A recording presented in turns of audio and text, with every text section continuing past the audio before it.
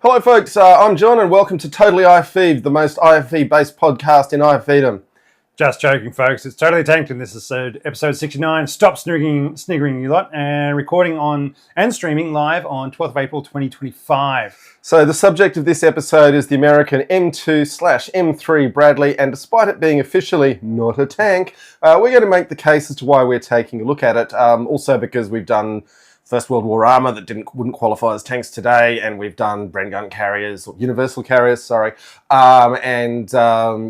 tanks and British CVRTs and CV90. So having done all of those other vehicles, Bradley is definitely close enough to a tank for us to talk about. Also, a real tank killer.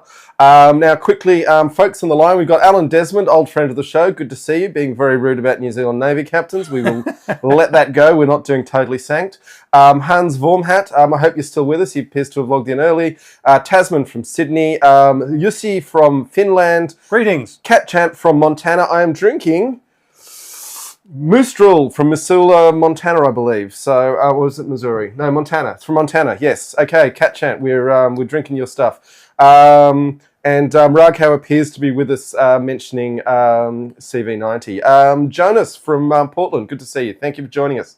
Now, quickly, the beer tower is not here because Brandon Makes Stuff has sent us another shipment of beer, worried about Rob's beer choices again. I still haven't... You still hadn't drank the one from last time, no, so now we are going to do today. Okay, now I've just got a confession to make. He did send us a 6-pack of Moose Drool. I could have put it in the beer tower, but I didn't think about it. And then a friend of mine has been trying to homebrew clones of Moose Drool for years, but he's never actually tasted Moose Drool. So last night I said, do you want to come round and have some Moose Drool? And we had a couple of them, but we've got some left, which we're going with now. So apologies to Brandon for preempting a bit of your beer shipment. Anyway, we've got lots more to go. We do. Alexander Vlad from Ottawa is also here. And now, John, you're saying not least because the US Army is not the boss of us? Well, it's not the boss of us until the third Trump term anyway, when the invasion happens. But yes. Before we get on with the show, we're declaring independence from social media. And yeah, I know that's hilarious to say on a YouTube live stream. We have our own website now, Rob. TotallyTanked.net. TotallyTanked.net. So instead of saying go to Redbubble and go to Patreon, and just TotallyTanked.net, it's got the links to everything you need there. All the episodes are up there if you want to go back through those. Please do visit TotallyTanked.net. Set yourself up for the mailing list or the RSS feed so that when we've got things to talk to you about, it'll guaranteed that it'll get to you instead of a billionaire's social media algorithm deciding. It's really sad that internet communities have flourished in the last 15 years on social media, but these communities they're too important to trust the whims of social media owners.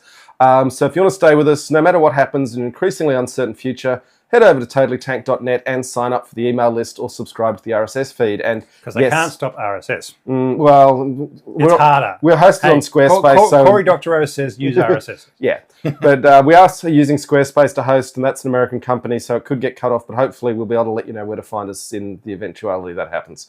But yeah, the nerd tools of 2005 are, that's where we're going back to, folks. Yes, and also if you like the show, for God's sake, smash those like and subscribe buttons and leave positive reviews on whatever platform you are listening to us on. 7 stars, boys and girls. All right, now we're talking about the Bradley. The M2 Bradley Infantry Fighting Vehicle, or the M3 Bradley Cavalry Fighting Vehicle, both of which are armoured fighting vehicles, but not an armoured personnel carrier, even though they carry personnel in an armoured vehicle. Plus, let's enjoy the game of the M2 M3 game, this time with 2 of them named Bradley. So we've already got the M2 Bradley Infantry Fighting Vehicle, IFV, and the M3 Bradley Cavalry Fighting Vehicle, CFV. Then there's the M2 Browning 50 caliber machine gun, Mardus, which becomes the M3 50 caliber machine gun with a heavier barrel, allowing a 50% increase in firing rate because it goes from 2 to 3. Then there was the M2 half-track car as a recon and artillery tractor, half-track, which formed the basis of the heavier-bodied M3 half-track for use with mechanised infantry and anything else needing a truck that could move off-road. Then there was the M2 backpack flamethrower, but no M3 flamethrower. That'd be a fun thing to have, wouldn't it? An M2 backpack flamethrower.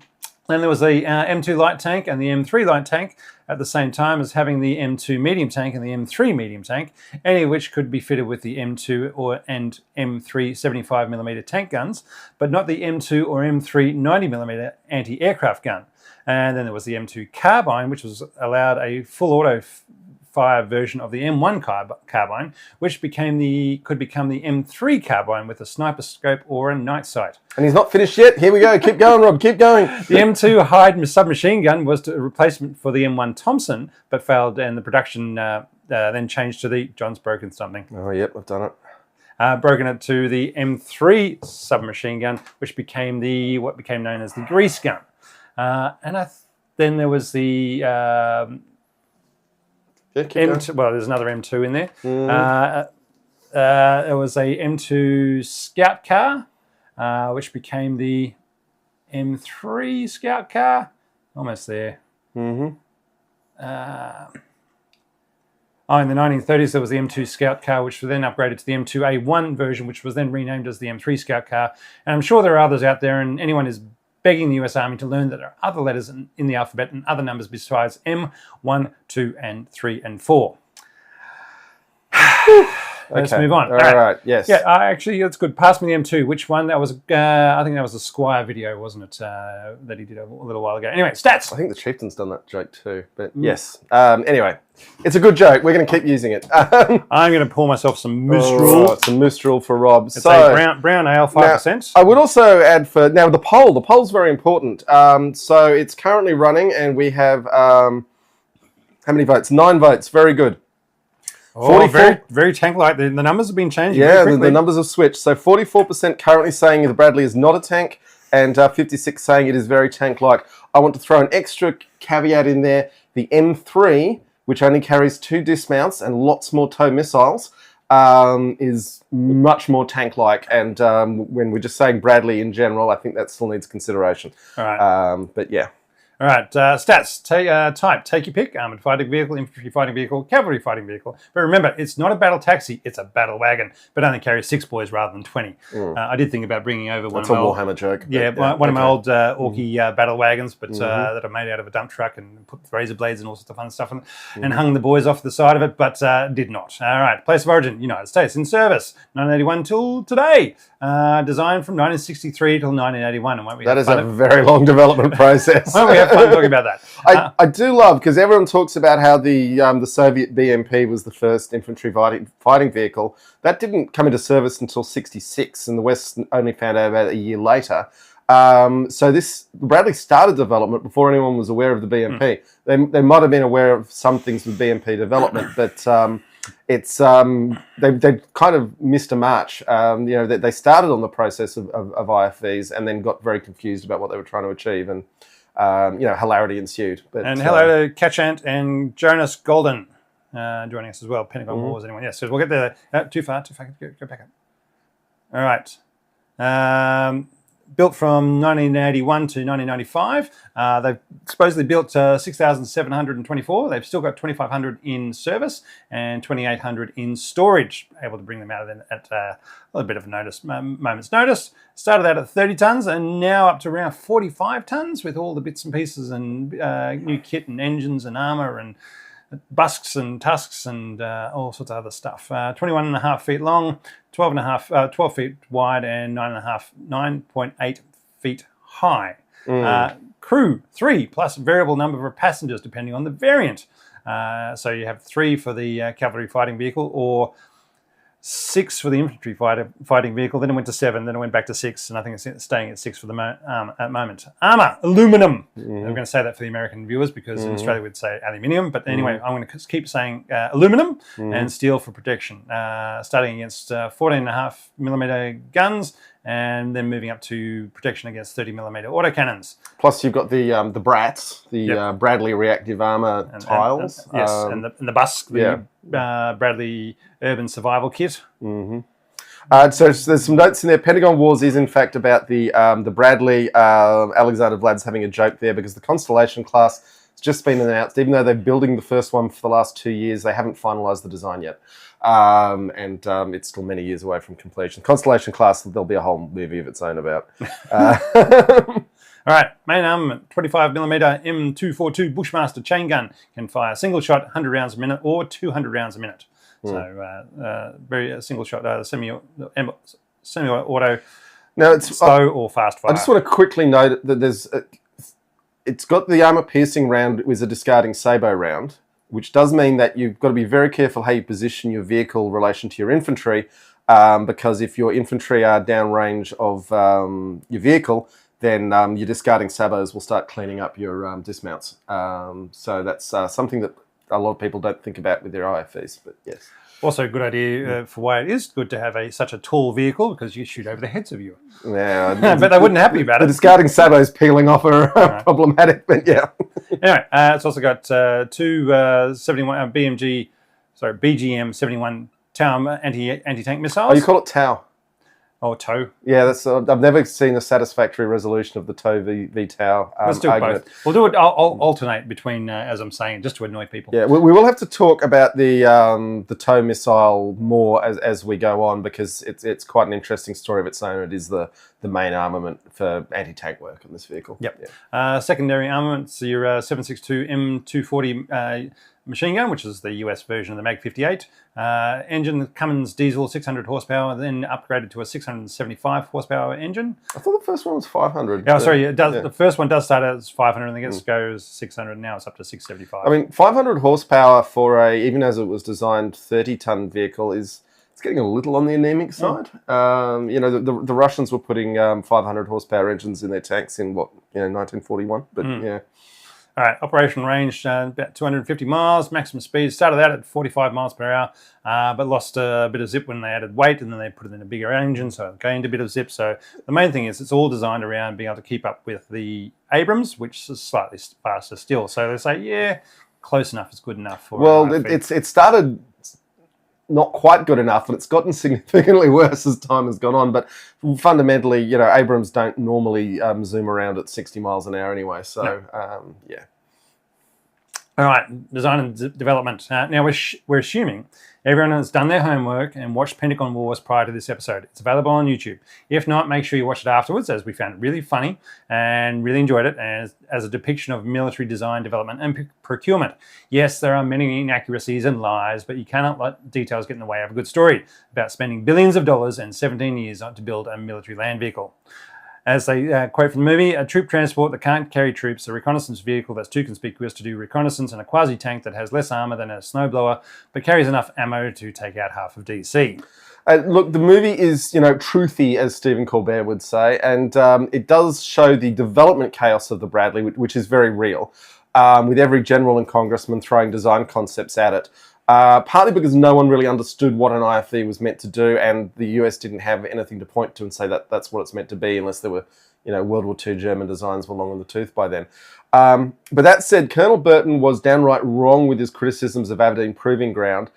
He wanted to hit prototype Bradleys with weapons that they already knew would destroy them, and that wasn't going to be a good use of time or money. His plan was to use about 100 Bradleys to test it out. Yeah, whereas Aberdeen was like, we already know it's going to go straight through that, so what's the point in hitting it somewhere we already know is going to destroy it?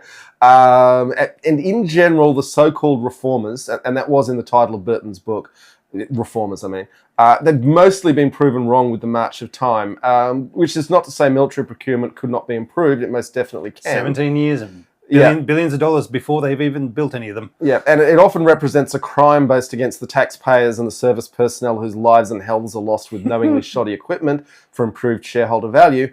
But the argument of the reformers about the need to make simpler and lightweight systems, largely the increased complexity of particularly American systems, has proven itself in combat in the intervening years to be well worthwhile. Yes, and Tasman, we are on. Hopefully everybody's realised that we've got daylight savings has just finished here in Australia, so our timings are different, and we might have people joining us now.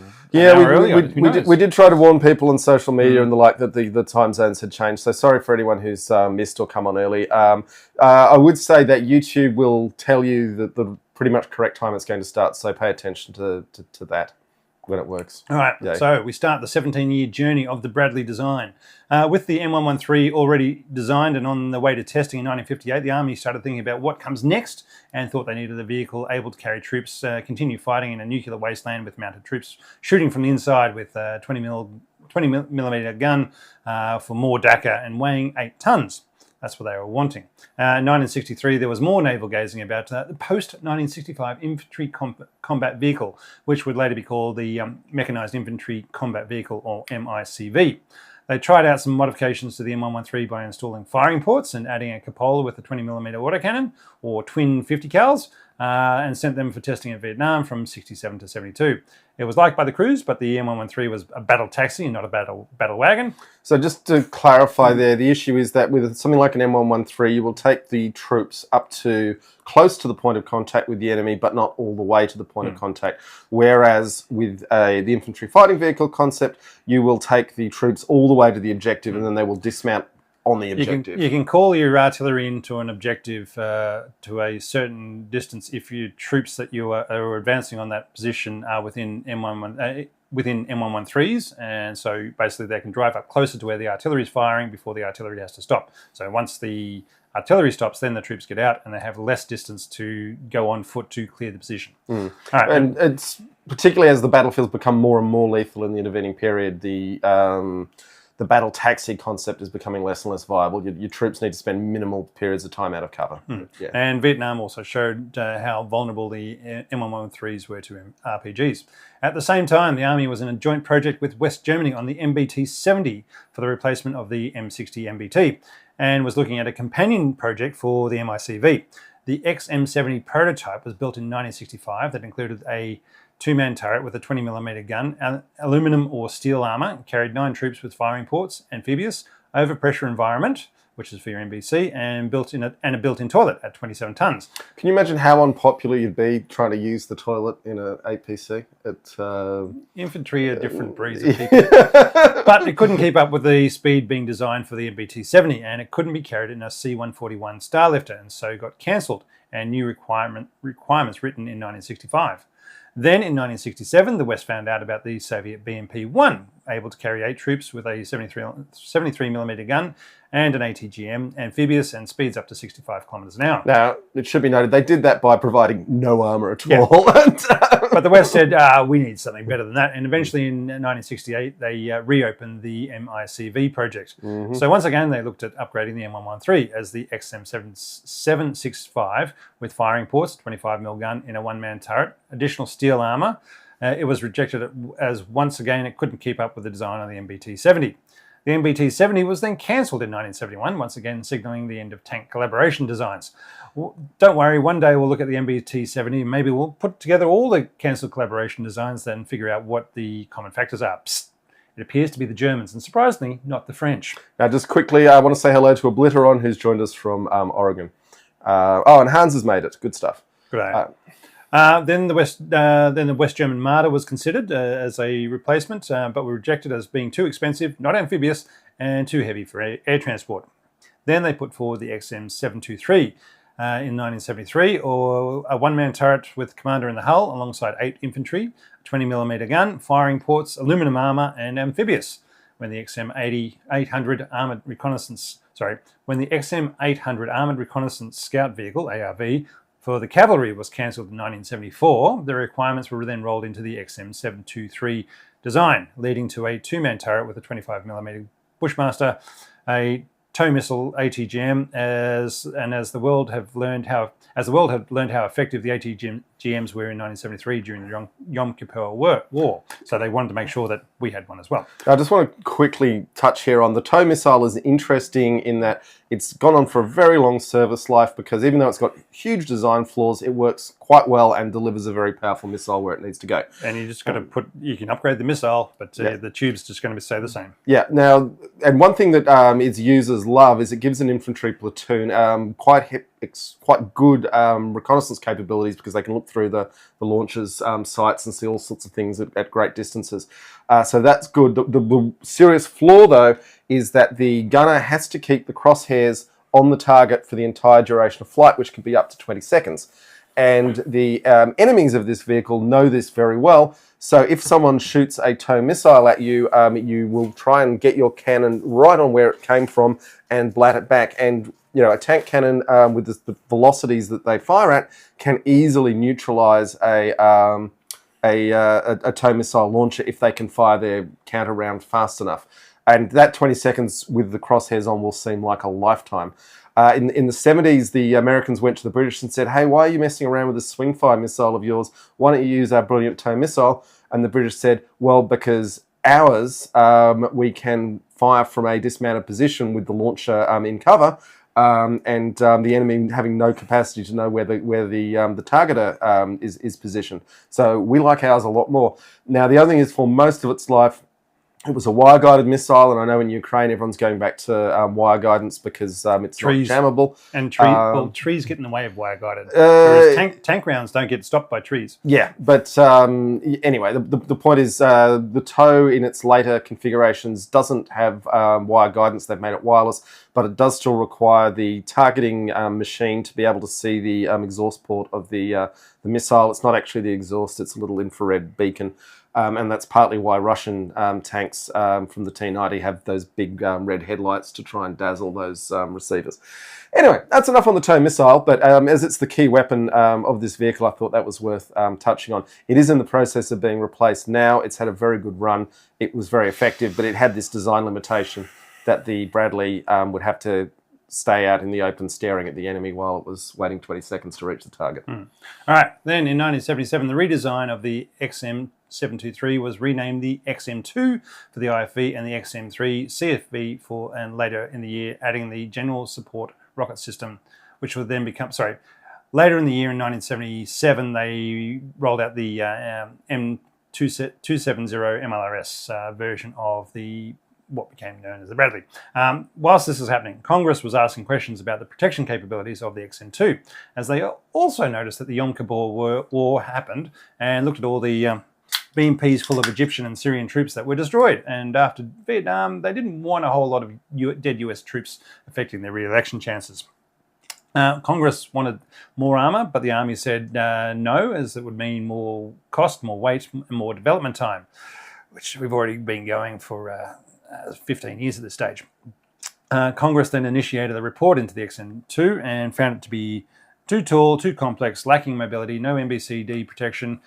Troops were expected to wear their suits, their mop suits inside the vehicle, and lacking clear doctrinal use. I find this last point unlikely, but may have had to do with the change in squad size and how a platoon is split up between vehicles and how that affects combat capabilities.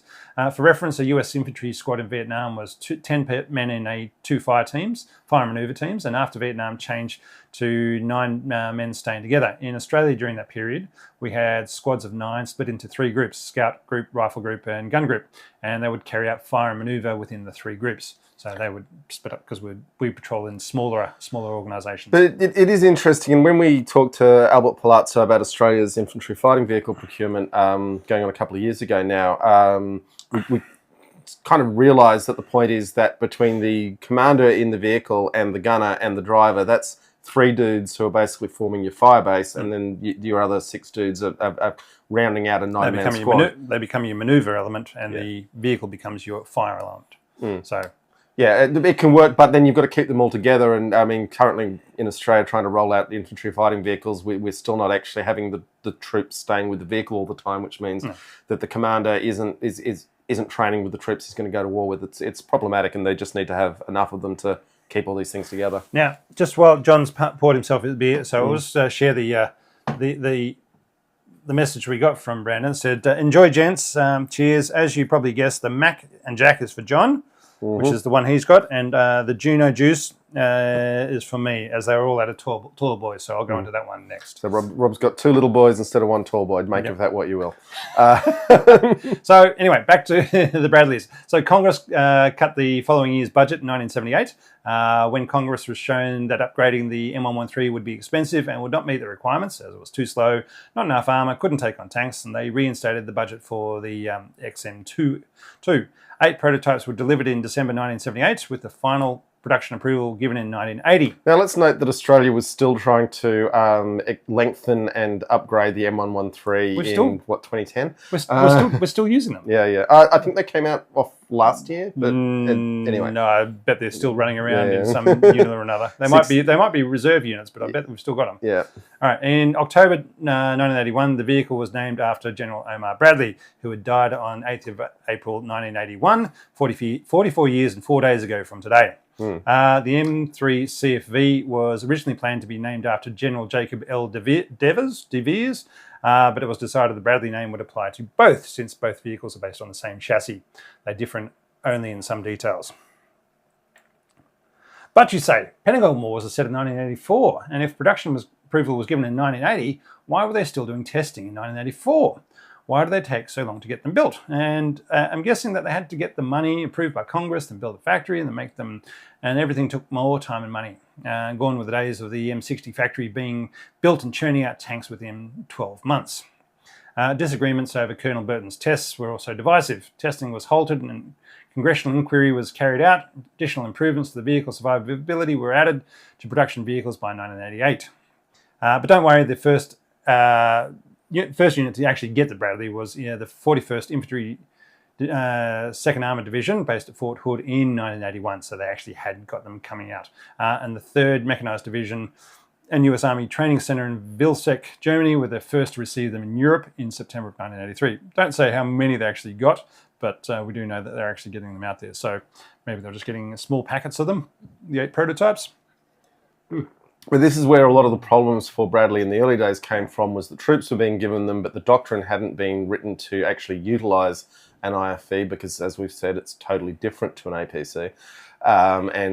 Being asked to be sort of like an APC, it wasn't particularly good and it was too heavy. So it wasn't until they actually, huge organisational change, started using it properly. It's like, oh no, it actually works really well. Now, that's a bit of an anecdotal observation by myself. The competition of putting out contracts to various companies to get the best design means things may take longer and possibly cost more. I'm not sure, but it sure feels that way, rather than a command economy where somebody makes the decision and an order is placed. It's quicker and costs less upfront, but anecdotally costs more time as you need to improve the design after production starts rather than beforehand.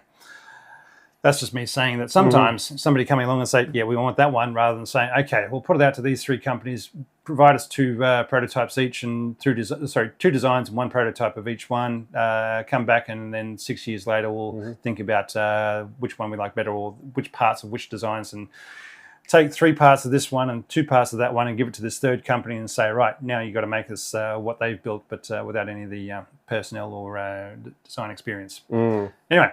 I mean, this is big questions of industrial policy that no one's got a perfect answer to, I don't think.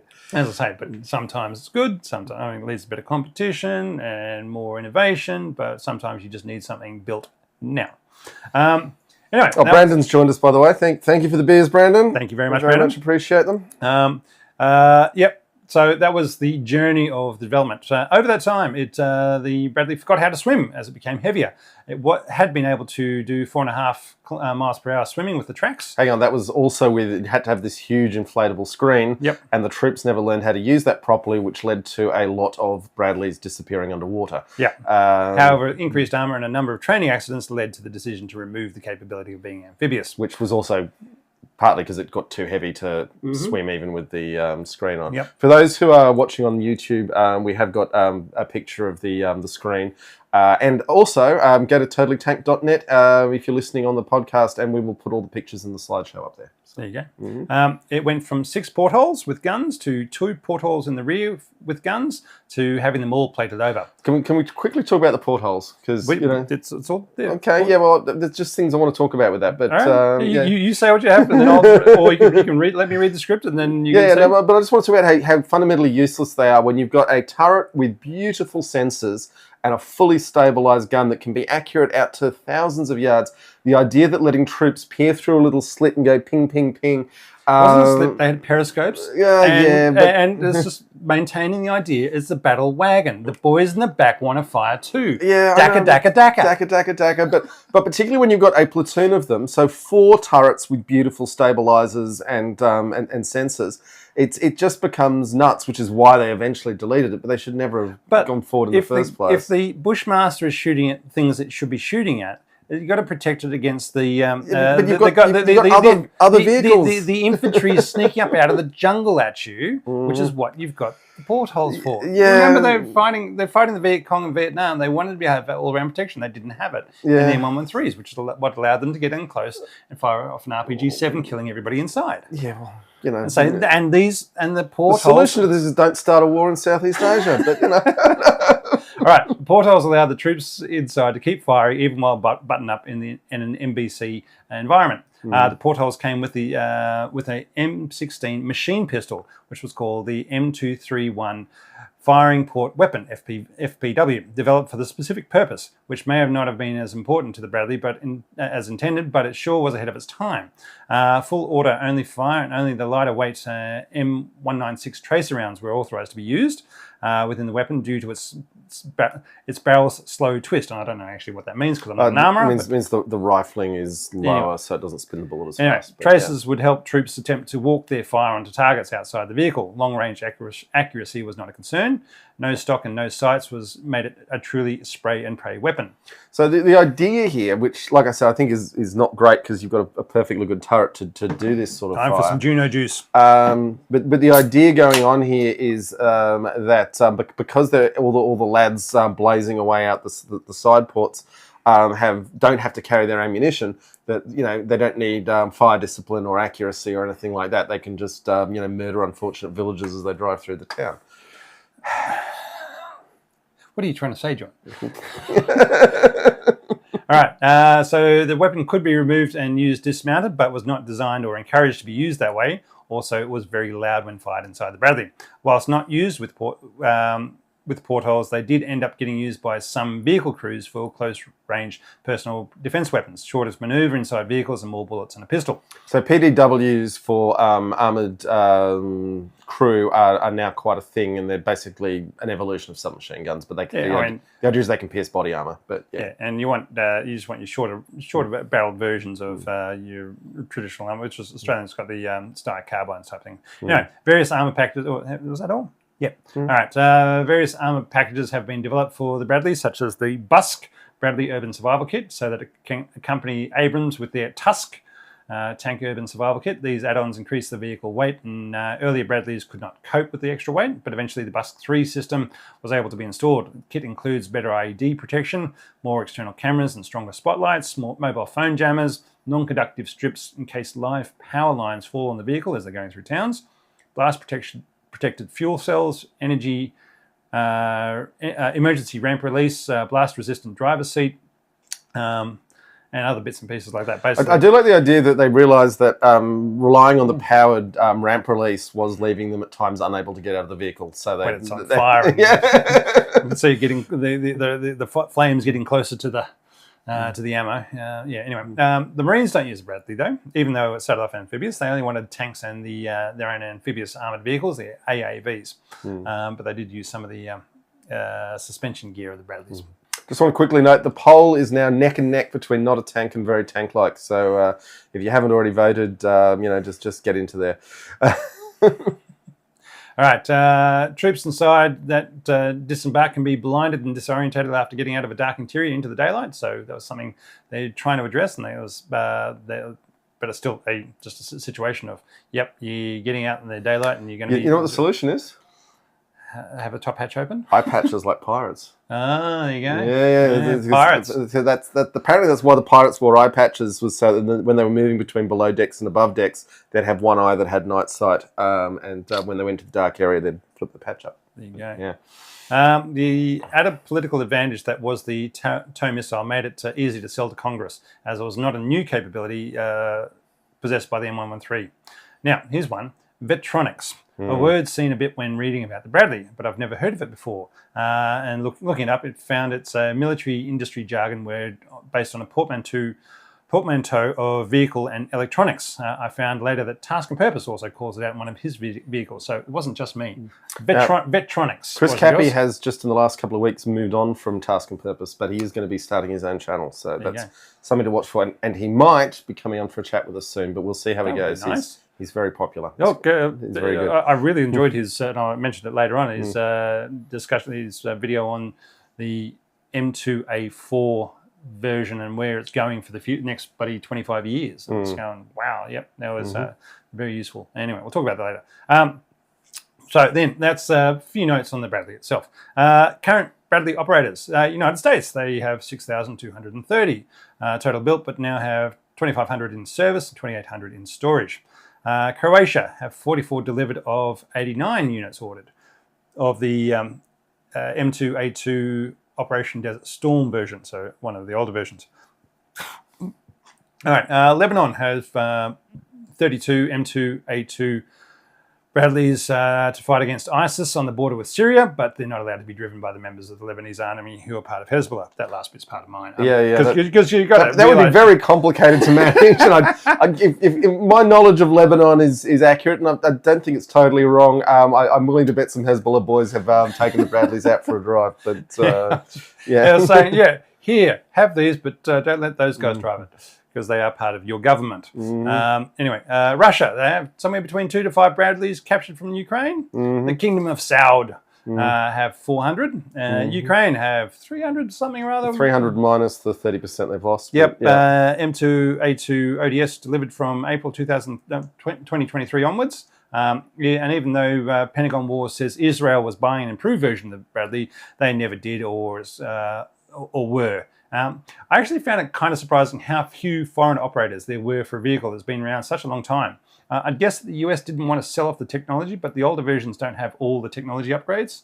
So maybe countries who couldn't afford them stuck with the M113 or cheaper alternatives. Maybe other countries decided they didn't need an IFV or don't have a mechanized armored divisions that need them. And those that do have that level of combat force already have their own domestic IFVs.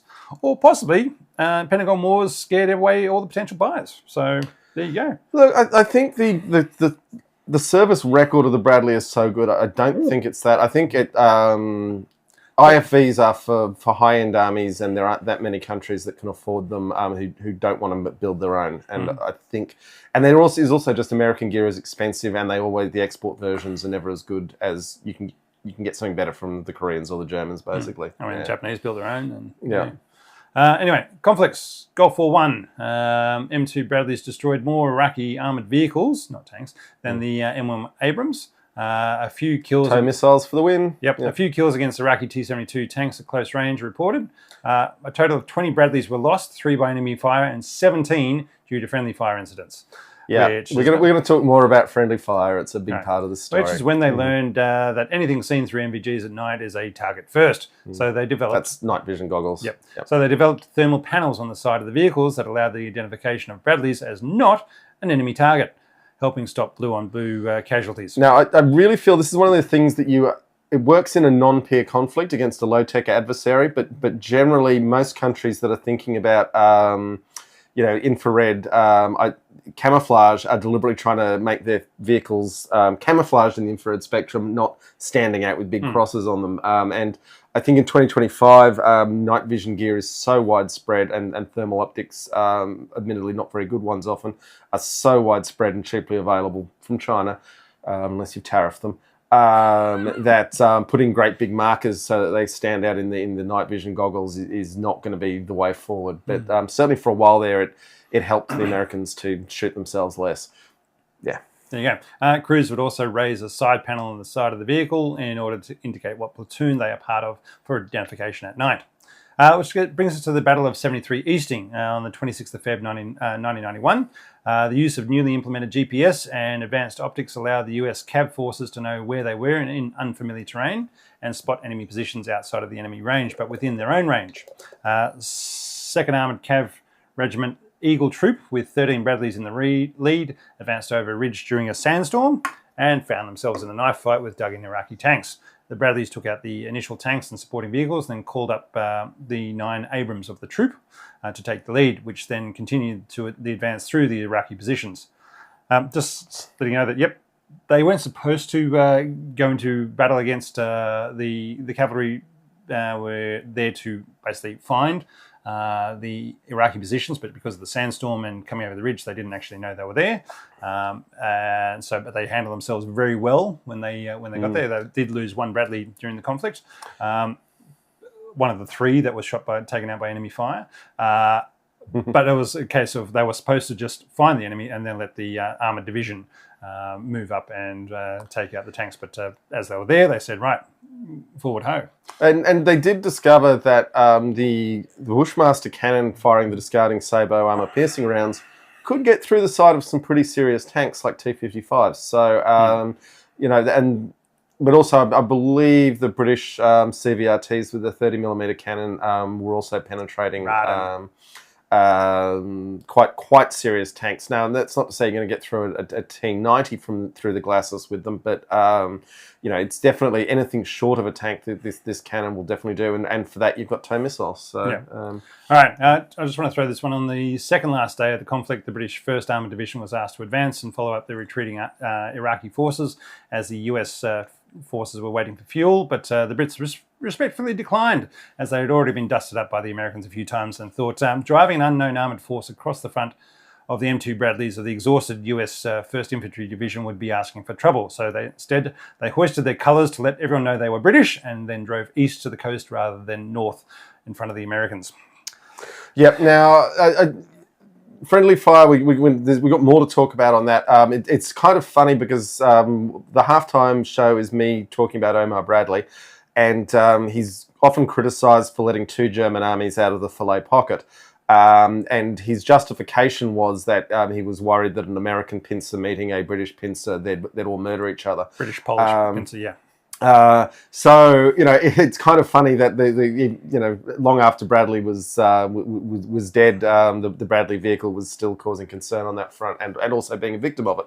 Remember, of the Bradleys lost in the war, 3 were to enemy fire and 17 were to friendly fire. And there is also the untold story in the war, which is the US Army and the US Air Force were essentially at war with each other. Most of their casualties came from each other because the Air Force kept shooting up American vehicles, and the Army started shooting back at them. So really helps to know what your folks look like. Right. They're also involved in the invasion of Iraq in 2003 and in Afghanistan, and fighting ISIS in Syria and Iraq. Ukraine is where they are at the moment, though. 68 damage beyond repair of the 300 deployed. Roughly 1/3. Yeah. Anyway, numbers are various. Anyway, for each Bradley the US gives to Ukraine, they are then spending the money to upgrade one of their own. So Ukraine is essentially paying for the upgraded US Army Bradleys, plus providing a lot of battlefield testing and feedback. Yeah, the Ukraine is getting truly screwed on all of these vehicles that get given to them. Yeah, I was about to say, they're paying for them, boys and girls. It's a case of everybody's taking their money. Now, Alan and Tasman, but be nice to each other in the comments, and let's slow the bickering down. Yeah, because let somebody else talk as well, right? That's the important part of these discussions. All right. The Bradleys are well liked by the Ukrainian troops, highly mobile, good protection, good firepower, and don't have the weight issues of the Western MBTs. One of the most famous encounters was a pair of Bradleys against a Russian T-90. In an interview with the Ukrainian Bradley crew, he said he had an issue with his Bushmaster armour-piercing ammo feed, so he switched to the HE. And from playing video games, he knew even though heavily armoured tanks have areas of weaker armour, or vulnerables, as I would say, and he switched to his HE rounds and hit the optics to blind the tank, and then hit the turret control mechanism, which then spun the turret out of control, leading it to drive into a tree. But the question is, was it War Thunder or World of Tanks? Reddit speculates it was War Thunder. And he said there was only... Surely the War Thunder forums has the answer to this, but anyway. All right. He then said there was only 2 of them in the Bradley. So was he in the gunner's or the commander's position? When I asked Google AI, it gave me this answer. When operating in Bradley with only 2 crew members, the 2 positions filled are typically the commander and the gunner, with the driver position left vacant. So it's not taking over the world anytime soon. No, but I believe the commander has full duplication of the gunner. It does, but I'm not sure it's full duplication. It's got more communications things, but not as many sites. Whereas main thing is you've got to have a driver to keep the vehicle going. Because anyway, let's not quote neither one of those is going to be driven, unlike Google. Yeah, let's not quote Google AI going forwards, because AI is very unreliable. That's why I asked the question. You're just addicted to talking to it. Okay. All right. Let's go into models of the Bradley. All right, I'll give a quick list of the M3 models and then change and concentrate on the M2, as most of the changes applied at that point were applied to both versions. All right, so the M3A0 version was a restowed M2 Bradley, just added more ammo. They had 12 reloads for the Tau, up from 5 in the M2 version, and covered the side firing ports because they didn't have the crew. Let's remember that the tow missile launcher has two rounds loaded, and then if you have fired both of them, you need to withdraw to a safe space and pop the hatch and get out and stuff them back in. No, you can load them from inside the vehicle, but with the top hatch open. Yeah. Yeah, it's not. You don't have to. You are undercover, but you are vulnerable. Yeah, but you're not having to climb out on top of the vehicle to do it. Yeah, but I would also say that if you have fired 2 tow missiles in anger, it's okay to pull back over the ridge and take a breather. Yeah. Yep. All right. Then there was the M3A1 version of the Bradley, which provided NBC masks for all 5 crew. So, sorry, just for the general audience, NBC is nuclear, biological, chemical, which means it's been hardened to fight on after the end of the world, which is always a mission. It's like, what's the point, guys? Why don't just take a break? Yeah. Yeah. But, I mean, if you've got limited chemical areas, anyway, they provided masks for all 5 crew rather than just the 3 vehicle crew, and moved the rear periscopes from the top hatch to the rear door, which provides an easy external recognition to tell if it's an M2 or an M3 from the rear. There you go, boys and girls. Now we get to the M2A1 from 1986. They have an improved Tau missile system, NBC marks for the 3 vehicle crew, and a fire suppression system. Included an internal water tank for the troops that, if hit, would douse the ammo and reduce possible fires. And they added a 7th crew seat for the infantry. And that internal water tank, they then got rid of it later on. Yeah. Which means that the troops now have to bring in a big bucket of water, a canister of water for themselves. But there's one thing that distinguishes an Australian design vehicle, and that's enough water storage. And aircon. Oh, look, we've all got Camelbacks. Aircon now. And the Bradley gets aircon later on. Anyway, the M2A2 from 1988 improved the engine to a Cummins 600 horsepower diesel. Improved the armor and ability to mount external explosive reactive armor, and increasing the protection up to 30mm APDS rounds and RPGs. Removed. I would say that's some RPGs. RPGs rather than ATGMs. Yeah. Removed the amphibious trim vane at the front, as it could no longer swim. Covered up the side portholes. Provided space laminate armor on the rear hatch and the side skirts, and increased the stowage space on the turret rear. Installed a Kevlar spore liners inside, and rearranged the infantry seating, reducing it back to 6, and increased the weight to 33 tons. But with the introduction of the C-17 Globemaster III in 1991, the Bradley was then cleared for being air transportable. But let's remember, the US has allowed the C-17 production line to close, so these incredibly valuable strategic airlift assets that the whole world clamours for and wants just aren't being made anymore, and we're going to have to figure out something else going forward. Cummins sounds like the name of an Australian PM that leads to a coalition government for 11 months. Well, Pat Cummins is our cricket captain. He's one of the best players ever, and the old men really hate him because he's a bit woke. He's awesome. I bet he couldn't drink 52 beers on the flight from Sydney to London. Let's not back in the days when you could take a flight directly from Sydney to London without stopping along the way. Yes, so there's a video that's been doing the rounds. David Boone was the cricket player who drank the 52 beers on the flight, and what I learned... 26 hours. What I learned watching this video was that the chief stewardess actually got the pilot to go around again at Heathrow so he could get the last 2 beers in. Just to set the record. I mean, whether or not that story is true, I don't. It makes a good tale, but who knows? Anyway, the M2A2 ODS, which operational Desert Storm in 1992, applying the improvements from Desert Storm, they have a integrated GPS with TACNAV, a tactical navigation system. So basically, you have a little map showing you, like you do on your car these days, or your phone, or everything else, saying you are here. This is the terrain around you, and also it would show who else in your system was around you. So you could say, okay, that's a Bradley, that's a Abrams, and I know where they all are, so I don't shoot him because I know he's on my team. All of this stuff is great until the enemy knows how to spoof it, but yeah. I also gave him a digital compass system, thermal viewers for the driver, eye-safe laser rangefinder.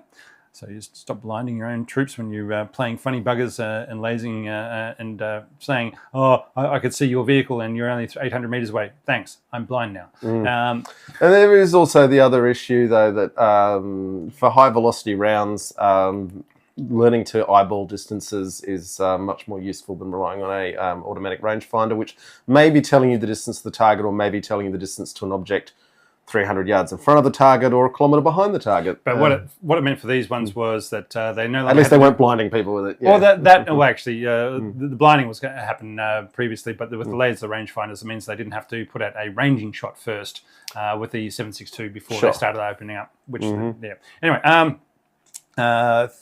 they installed the thermal combat identifier panels on the side. You can say, don't shoot me in the dark, I am a Bradley, and missile countermeasures. Side bench seating was installed for the 6th Infantry, with the 7th man again smushed up behind the driver in front of the turret. They also got given a Javelin ATGM to carry. This is for the infantry, so they can carry their own ATGM, so that when they got out, they could then use that themselves. And also, this is an important part, boys and girls, they installed an MRE heater. Meals ready to eat heater was built in, much like they must have liked the British boiling vessels that they'd seen in Desert Storm. And here are the instructions on how to use it. Okay, Rob's going to read you all the instructions now. So this came from the documentation for it. I found it online, but I'm sharing this. So, sure, here we go. Mechanised infantry soldiers who served in Desert Storm found it difficult to heat their MREs. An MRE heater has been added to the left side sponson behind the driver in the M2A2 to permit the heating meals for Bradley soldiers. It is located to the left side rear in the M3A2. Heating an MRE is simple. Unfasten the latch and remove the MRE heater lid. Lift and remove the inner container. Fill the MRE heater inner compartment with drinking water up to the 2-pint level mark. Do not exceed the 2-pint level mark, unless heating water only. If only heating water, do not exceed the 7-pint level line. Replace the inner container. Place up to 5 MREs in the container. Pierce the top of each package to allow for pressure to release as the packages are heated. Add sufficient water to cover the MRE packages. Install the MRE heater lid and fasten the latch. Move the MRE heater power switch from off to high. The green light and amber lights will illuminate. The power toggle switch has 3 positions. Off, low will heat to about 155 degrees Fahrenheit. High will heat to about 185 degrees Fahrenheit. The amber light will turn off after about 35 minutes. The heater is hot. Remember that, the heater is hot. The heater will remain hot and maintain the hot temperature for 3 hours. When the amber light goes off, turn the power switch off and unfasten the latch on the MRE lid. Lift and remove the MRE heater lid. Do not remove the lid if steam is venting. Remove the inner container from the MRE heater using lid hooks and gloves. Use the hot water from the water tap to mix with powdered beverages. Avoid clogging the water tap. Do not mix beverages or food in the inner compartment. The MRE heater only heats food and water. It will not cook, boil, or fry, nor will it disinfect or decontaminate water. Now, there you go, boys and girls. Yes. You now know. That was the documentation provided for how to operate this thing. Yeah. Which, if you needed that advice, you probably weren't smart enough to understand it. But the thing I do... Do you know some soldiers are really dumb. I know. I know. Some of them highly capable, but really dumb with simple stuff. True, but and also like I can so capable at doing their jobs, but yeah. I've worked in workplaces where the staff room microwave had truly horrendous things happen in it, so I get it. But I do want to note on a very serious note, The Iron Fist active protection system caused an enormous amount of trouble because the Bradley didn't generate enough electricity to run it. And Iron Fist needs 850 watts. The British boiling vessel system needs 1,000 watts. So this MRE heater was pulling more power than... well, I'm assuming this is lower power than the British boiling vessel because it doesn't boil. They specifically said it doesn't boil. But it's still a hell of an electricity draw for a vehicle that didn't have the required juice. So we got another beer. Thank you, Brandon. Let's see if I can open it with my little thing. You keep talking, Rob. All right. The M2A3 from 2000 transformed the Bradley to a digital warfighting and enhanced computerized communications and information displays, including links to the Abrams and supporting Apache gunships. An independent thermal sight for the commander was installed, and the IBAS improved Bradley acquisition system, enabling automatic gun adjustments once the target was set. Basically makes it better at shooting things. And it was reinforced. They reinforced the roof with titanium. The squad leader's display in the infantry compartment allows them to see what's going on outside the vehicle and all the digital information that is available to the vehicle commander, the crew, and the connected forces. So the infantry knows what to expect when dismounting. So they're not jumping out and saying, "Oh my goodness, there's a lot of artillery going on," or something like that. I mean, in theory, the vehicle commander should... You can make an argument should be acting as the squad leader, but he's got his own job to do. Yeah. Right? The squad leader's got their job, and you don't. Yeah. There's the two of them. Anyway, I'm now drinking the Founders KBS, the original Imperial Stout aged in bourbon barrels. So it's a dark boy. Yep, it is a dark boy. Very dark boy. For those who can see, this is a very dark boy. The beer that taught us that patience truly is a virtue. This big, bold Imperial Stout is brewed with premium chocolate and coffee, then aged in bourbon barrels that introduce powerful notes of vanilla, coca, and charred oak. KBS is a luxuriant, full-bodied drinking experience that emanates sophistication while honouring our craft beer roots. And it's 12% alcohol by volume. Woo! Oh, yeah. There we go. This is going to be fun. Fun times. Thanks, Brandon. Cheers. Ooh, it's delicious. That is really nice. Yeah. You can taste those bourbon barrels. You can taste the chocolate. Chocolate and coffee. Or if you want a chocolate and coffee beer, that's really nice. That might be the best stout I've ever drunk. I mean, is it better than Sinha? Well, I would have to put the two together to be able to try it. This is the Sri Lankan chocolate stout that we had many years ago. We really enjoyed, but this is right up there, if not better. I'll quite happily say, KBS, well done. That's boys and girls. That is a really good beer. Barrel aged stouts. Anyway, Rob, we've got to push on. We've got. I don't know how much longer the camera's got in it. That's not even an hour yet. If we suddenly cut out and go to me talking about Omar Bradley, it's because the camera's died. But we'll be back. It'll all recover. All right. The M2A4 redesigning the Bradley for modern warfare to reduce space, reduce weight, and so that more can be added back on, and increase the engine and electrical power, improve cooling after extra electronics and armor have then heated the vehicle up. And all the previous enhancements increase the weight of the vehicle, making it sit lower and more vulnerable to IEDs and decrease mobility over rough terrain. So they install lighter tracks, shock absorbers, and a new suspension support system with heavyweight torsion bars, along with a raised seating for the crew and infantry to protect against IEDs. So basically, you don't have your feet on the floor anymore unless you... Anyway, 700 of those to be upgraded to by 2029, and these are the ones last off the assembly line. Just quickly on the mines, there's the impact from the bottom, which they've tried to alleviate. There's also the issue they discovered with hitting mines that with the low ceiling, the crews were breaking their necks when they were being flung up into the ceiling. Yeah, but I thought I'd read that they increased the ceiling height. But I couldn't find that when I was writing it out. So, but I remember seeing that somewhere. I mean, suspending the seats from the ceiling is a good way to go with these things as well. But they ended up being 6 miles per hour slower and 40 tons. They're twice as expensive as the original M2s. And they have improved steps cut onto the sides to allow easy entry for the driver and into the turret. so you don't have to climb over there. You don't slip as easily. And as I was saying before, shout out to Task and Purpose, who has a great rundown of the M2A4E1 and what new capabilities are expected of the Bradley into the future. The M2A4E1 with Iron Fist from 2018, a larger engine, which is the 675 horsepower, a new transmission, and a smart power management system to better manage electrical power needs of the vehicle for present and future requirements, and a new IED jammer. The increase in electrical power enabled the installation of the Iron Fist active protection system in 2024. And it also gets aircon. There you go. Which again is a big power draw, but we talked about it before, but let's talk about it again.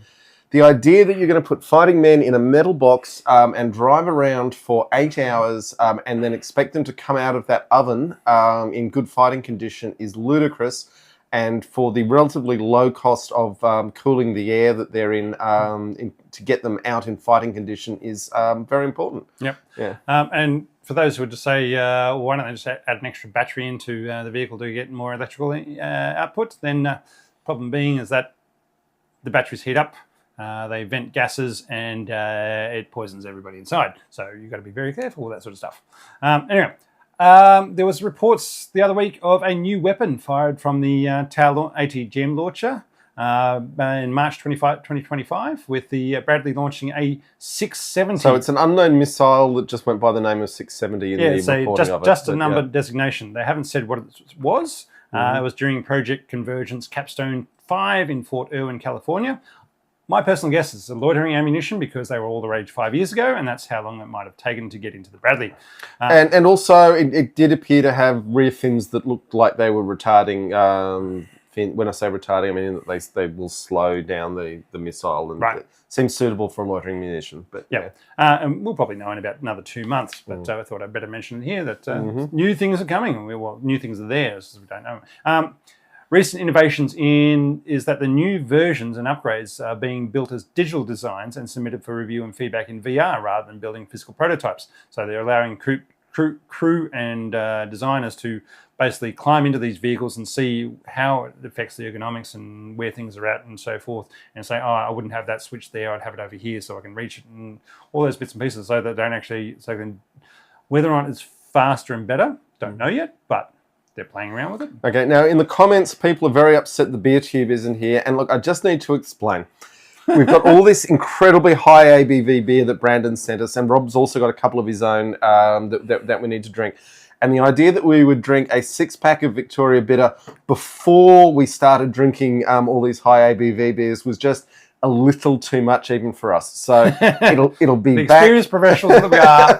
We are not David Boone in 1989 drinking 52 cans. Yeah. All right.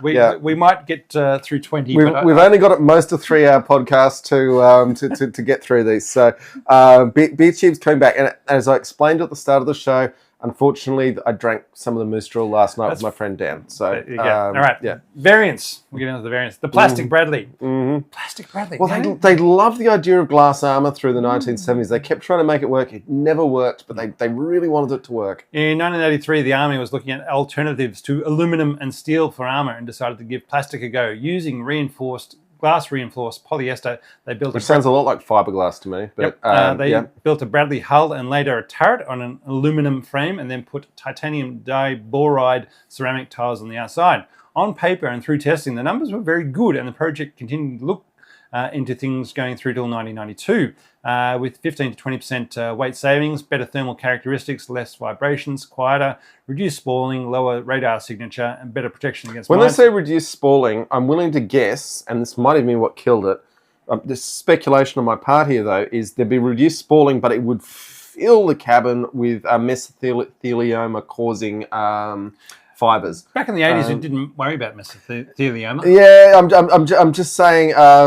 there might well be reasons. Asbestos was still all the rage back then, wasn't it? But fiberglass armor, when the fiberglass gets smashed, it's incredibly dangerous to be around. And I have some feelings this might be what killed it off. But yeah. All right, lower radar signature, better protection against mines and artillery, shrapnel, lower manufacturing and through-life costs. But the external ceramic ballistic tiles were too vulnerable to damage and didn't have enough multi-shot resistance. Basically, if you hit it once, it's gone, and then if the round hits the same spot, it goes straight through. Well, you can make that argument against DRA, but no one minds that. No, anyway. You've still got proper armour behind that one. The project died off, and the fate of the plastic hull and turrets are not known by the interwebs. And has anyone looked in the field in Virginia where the T-28 was hiding? All right, 27 years later, we might find it. Actually, it is 27 years later, so maybe if somebody looks there, we might find it. All right. The other variants, the M7 Bradley Fire Support Team. Beefist! An upgrade. And I love, because Beefist sounds deadly, but it's actually the least deadly Bradley in itself. But it's a bit like the most dangerous man on a battlefield has a map and a radio and knows how to use them. And the Beefist is the equivalent of that operator. All right, Tasman's asking, the Australian Boxer is so huge, I'm wondering if they could have a special beer machine after operations. Well, they could probably fit it in there. Yeah, they could definitely fit it in there. It is, but it will get bogged everywhere, so yeah, anyway. All right, Beefist, an upgraded fire support vehicle with integrated target location equipment to help direct artillery fire and airborne munitions so they can get arty or bombs on target quicker and more accurately rather than waiting for a fumble-fingered second lieutenant to enter in the numbers. And call him fire in his own position by accident. Yeah, anyway. It also has equipment for use by dismounted observers, removes the tow missile launcher, and adds a laser designator, and has been deployed to Ukraine. The M6 Bradley Linebacker, an air defence vehicle with a quad Stinger surface-to-air missile launcher in place of the Tower missile launcher. I just feel Stinger is too small a missile for a SHORAD vehicle of this size. I mean, I get that it's what the Army had in their inventory, but I would have been using something like, Revolve Sea Sparrow or something like that. But anyway, yeah. They were thinking that there was only the occasional thing that might get through their own air superiority. So anyway, maintains the Bushmaster, and the M6 Linebacker is no longer in service, but possessed a unique role in the US Army, providing highly mobile air defence at the front line. And I'd say they're probably looking to bring them out of retirement for Ukraine if they haven't already. Yeah, like I said, I mean, the German Gepard appears to be the go-to short-range air defence platform, and EOS, mate, and what everyone's trying to recreate. Selling off to the Canberra-based company EOS, selling off their stuff to the Israelis, even though they're not allowed to at the moment. It was quite funny because we had a prime ministerial debate because there's an election on during the week, and the Prime Minister said straight to camera, Australia is not providing any weapons to Israel. And I looked at my partner Sheridan and I said, that is a lie. And then just yesterday it came out that it backed it up that it's a lie. But anyway, yeah. Anyway, and Hans, good on you for getting your T-shirts. There you go. Mm-hmm. Well done. Right, there are T-shirts, totallytank.net, demerch. It'll take you to Redbubble. You'll get our T-shirts. They're going to be awesome. Right. We have elections every 3 years, Alexander Blad. But anyway, right, let's go. 3 years or before the certain date. Anyway, but before the Linebacker, there was the Bradley Stinger fighting vehicle, BSV-FV. Was designed to carry a Stinger manpads team who could pop up out of the vehicle or provide anti-air missile support. This left them very exposed and so was replaced by the Linebacker. Yeah. The Bradley M993 chassis carries the highly effective M270 multiple launch rocket system, MLRS. 1,300 of them built in the US and Europe. So this is almost, that 1,300 is a very big production run. So it's there's a lot of these things being built. Yeah. A very successful build that has been able to wipe out grid squares from up to 20 miles away and now up to about 200 miles away. But so the advantage here is otherwise you've got to put this rocket system on a truck, and trucks are limited in the roads they can go on and where they can support. But these things can rumble, obviously not with the tanks. That's a waste of a rocket system. But, they're right behind them. Yeah. They're 20 k's behind them. Anyway, this would pair up really nicely with the Beefist, I would have thought. Sure. Anyway, this was a design that got lots of countries behind. That a lot of countries got behind and were happy to buy or build under license from the US. They're able to sit outside regular artillery range. They were highly mobile, they were accurate, and they were devastating. As long as you could keep the rockets loaded, they'll keep on going. And that's the big thing, is keeping the ammo to them, because they could fire every 4 minutes. And taking out a grid square every 4 minutes from your divisional buddy MLRS. Yeah, I mean, it's all fun and games until you're on the grid square getting removed. But yeah. Right. Mission Enabler Technologies demonstrated the MET-D is an experimental variant of the M2 Bradley, which prototypes the use of surrogate robotic combat vehicles. Basically, they sit inside their Bradley and they drive around a remote control. So it's a mothership. It's a mothership. Anyway. But they drive around the remote control armored fighting vehicles. Anyway, keep on going. This is rubbish. Then there was the Japanese Type 89 IFV, which is their version of the Bradley, and not to be confused with the Chinese Type 89 APC, which is a battle taxi, not a battle wagon. There we go. All right, here we get on to the legacy. My feelings on the legacy of the Bradley. From what started a long time ago and went through a development hell, exacerbated by losing a war that sucked up all the money that the Bradley then became an incredible battle wagon and kept its crew and its troops safe, and bringing a lethality to the battlefield that enables it to take on any opponent.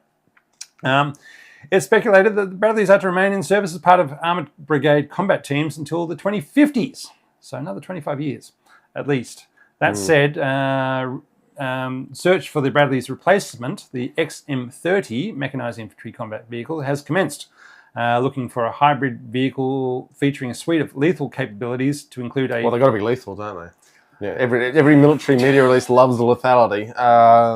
I'm not saying lethality isn't important, but it's a buzzword that gets overused. Anyway, that's not your fault. Continue, please, Rob. Includes a 50mm cannon, a remote turret, EOS might be providing that one, anti-tank guided missiles, machine guns employed through an advanced third-generation forward-looking infrared sensor, an integrated protection suite, kit of armor, signature management capabilities, as well as intelligent fire control, and a partridge in a pear tree. With all the buzzwords. It's got all the buzzwords, which is what almost killed the Bradley in the first place, was trying to get all the buzzwords without saying, what do we need? What do we have to have? What are we willing to give up? Real sharp decision-making needs to be made at some point. With prototypes expected and testing completed by 2027, when a design winner will be announced. But they have already had 3 processors that have died before now, so let's not hold our breath on this. Jonas is going, Vietnam wasn't declared. No, neither is Ukraine. There's not been the US hasn't declared war since 1941. Anyway. Where were we? Design winner will be announced, and the first vehicles delivered by 2029. But I'll guess we'll be lucky to get there by 2035, which compared to the Bradleys is not bad, and we may even get another fun movie about military procurement out of it. I mean, compared to the main ground combat system, let's see which gets there first. Yeah, as I say, we'll do a collaboration. Tank now, I've got some bad news for you, Tasman. Bad news. The poll is currently sitting at very tank-like on 54%, neck and neck with not a tank at 46. So there we go. Now, but don't worry, there is still more time to vote, Pete. So you can't vote again. But if you haven't voted yet, you've got a chance to influence this election. Now, while we stop the aluminum, actually, Alexander. Anyway. While we go and get rid of some of this beer to make room for more beer, we are going to... I've done a little video on the life and times of Omar Bradley, the man who the Bradley was named after. I found researching it to be a fascinating story. I hope that covers through in what I am presenting you now. Not Devers? Well, they didn't name it after him, otherwise we'd have done it differently. Okay, so enjoy me talking about Omar Bradley.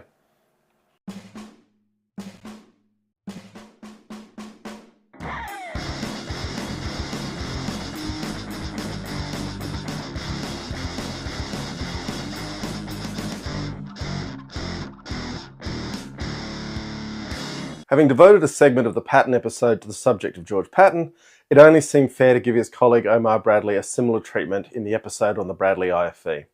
So here goes, folks. It's quite the contrast to the gilded life of Patton, and the ending is a lot happier too.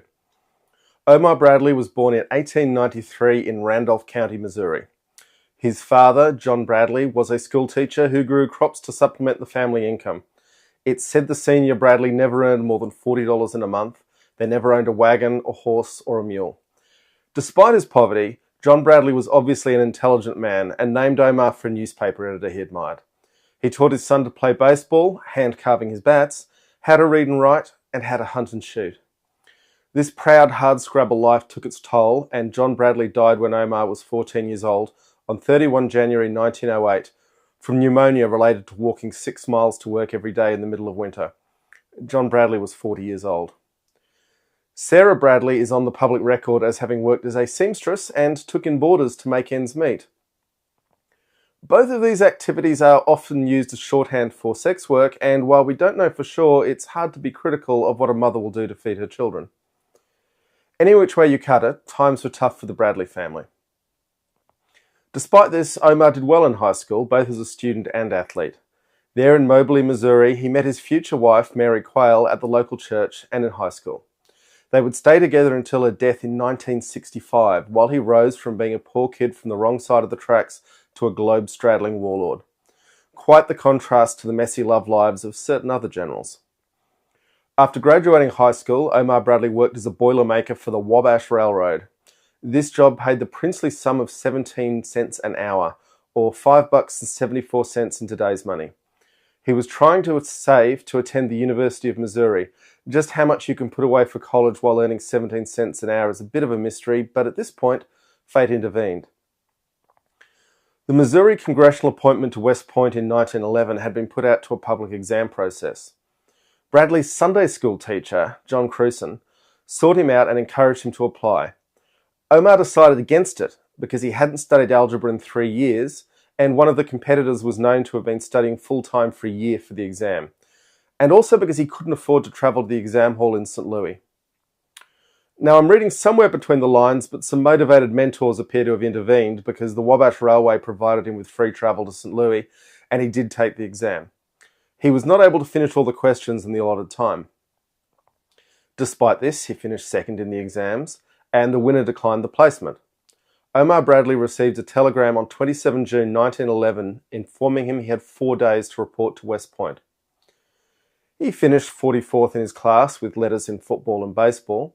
He also found time to play baseball in local semi-pro leagues, strictly as an amateur to conform with West Point's rules, and reportedly could have turned pro if the Army wasn't calling. He graduated West Point in 1915 as part of the class the stars fell on, which is to say it provided the US Army with a great many generals. Perhaps more important, every single player in Bradley's baseball team who stayed in the Army became a general. In 1916, he married Mary in Columbia, Missouri. He spent World War I guarding copper mines in Montana. A planned deployment to Europe with the 19th Division was cut off due to the war ending. In the interwar period, Bradley returned to his love of education in the Army.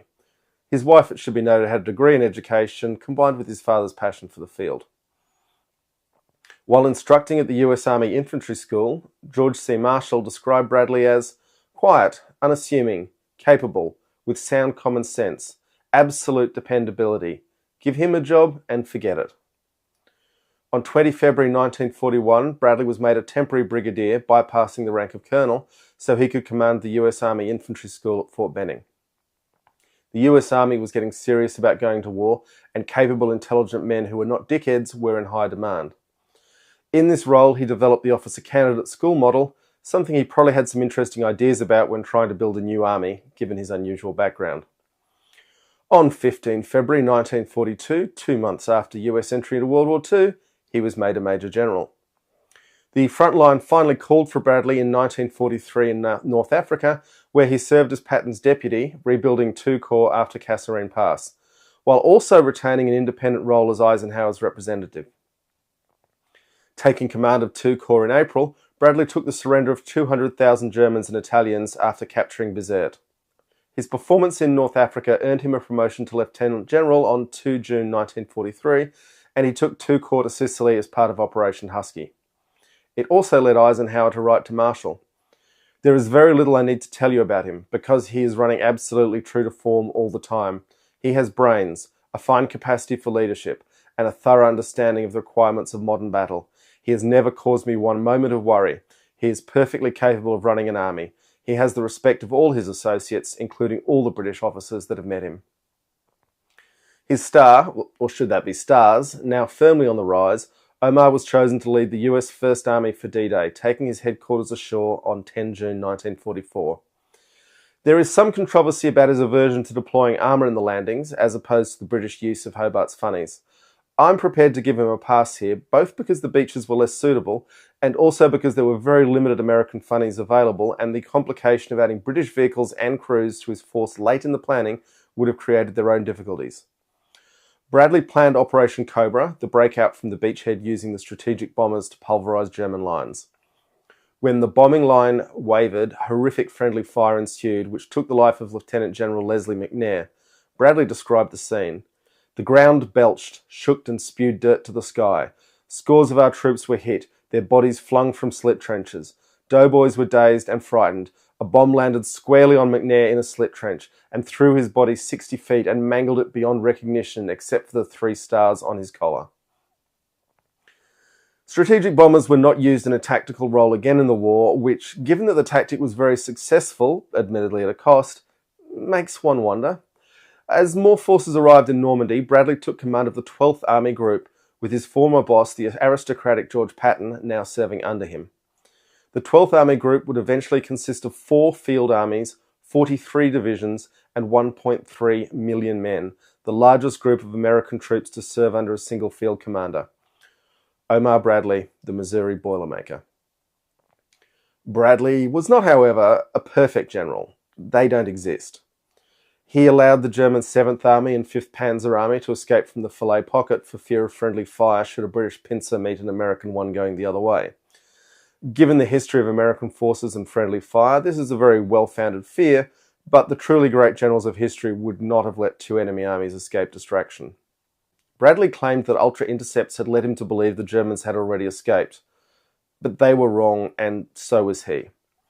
He was, however, absolutely spot on when he opposed and objected to the debacle of Operation Market Garden.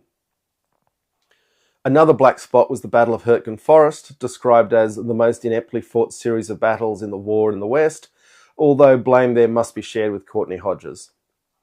Bradley was also sidelined in the Battle of the Bulge, with his forces being placed under the temporary command of the British Montgomery, a move which prompted Bradley to resign and Eisenhower to refuse to accept his resignation.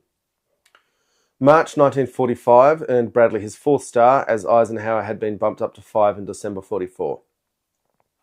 Bradley led the first forces to cross the Rhine River into Germany since the Napoleonic Wars by capturing a crucial crossing at Remagen.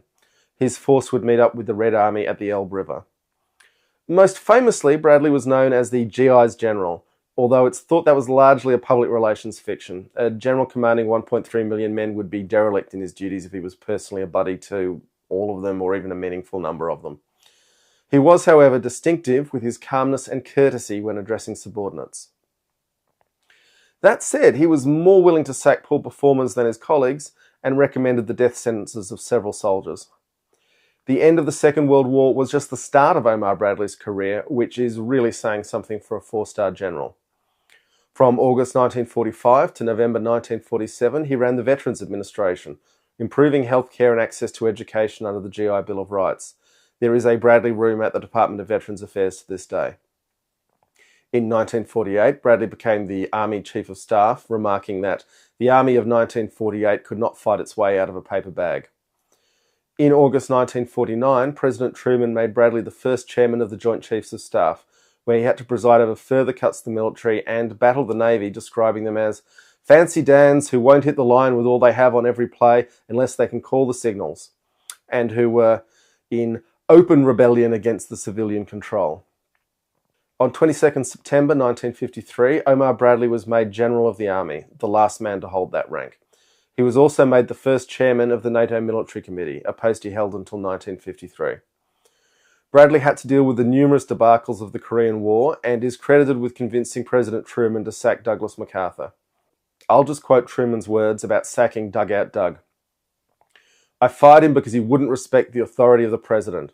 I didn't fire him because he was a dumb son of a bitch, although he was, but that's not against the law for generals. If it was, 1/2 to 3/4 of them would be in jail." Shortly after MacArthur's sacking, Bradley would testify to Congress. Red China is not the powerful nation seeking to dominate the world. Frankly, in the opinion of the Joint Chiefs of Staff, this strategy would involve us in the wrong war, at the wrong place, at the wrong time, and with the wrong enemy. In 1953, he left active military service, but remained on active duty, in part because he had never amassed any great wealth, and Lord knows he came from none.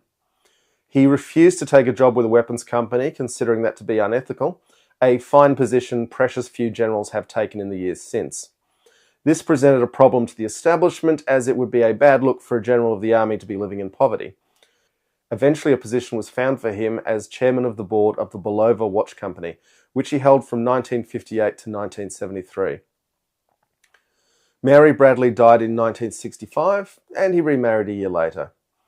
The semi-retired Omar Bradley was a long-time member of the Moberly Rotary Club back in Missouri, played golf at the Moberly Country Club, and had a Bradley pew in the Moberly Central Christian Church, where he'd met Mary all those years ago. With the help of ghostwriters, he wrote 2 books, A Soldier's Story and A General's Life.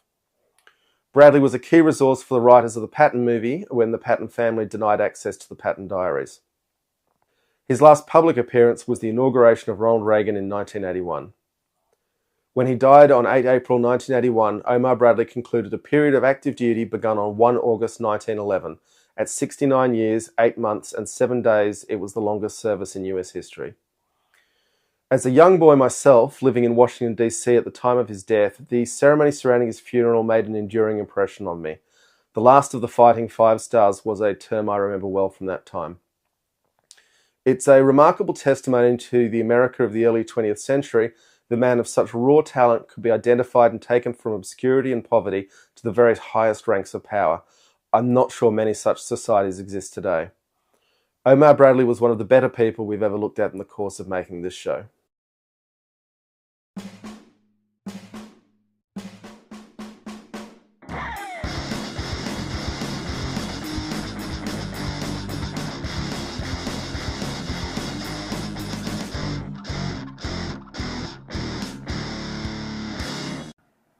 Okay, so we are back, and I hope people enjoyed that view on Omar Bradley. So just quickly, we want to thank our patrons, the folks on the inside group chat that even Pete Hegseth couldn't mess up. Our Articipa tier, so they get the interview early or the segment like that, and the ad-free video and audio of the show. We've got Brian Jenkins, Chicago John, Chris Pezze, Cornelius Weber, Johnny Oot, Late Apex, Maxi Mist, Monty Mace, and Pear.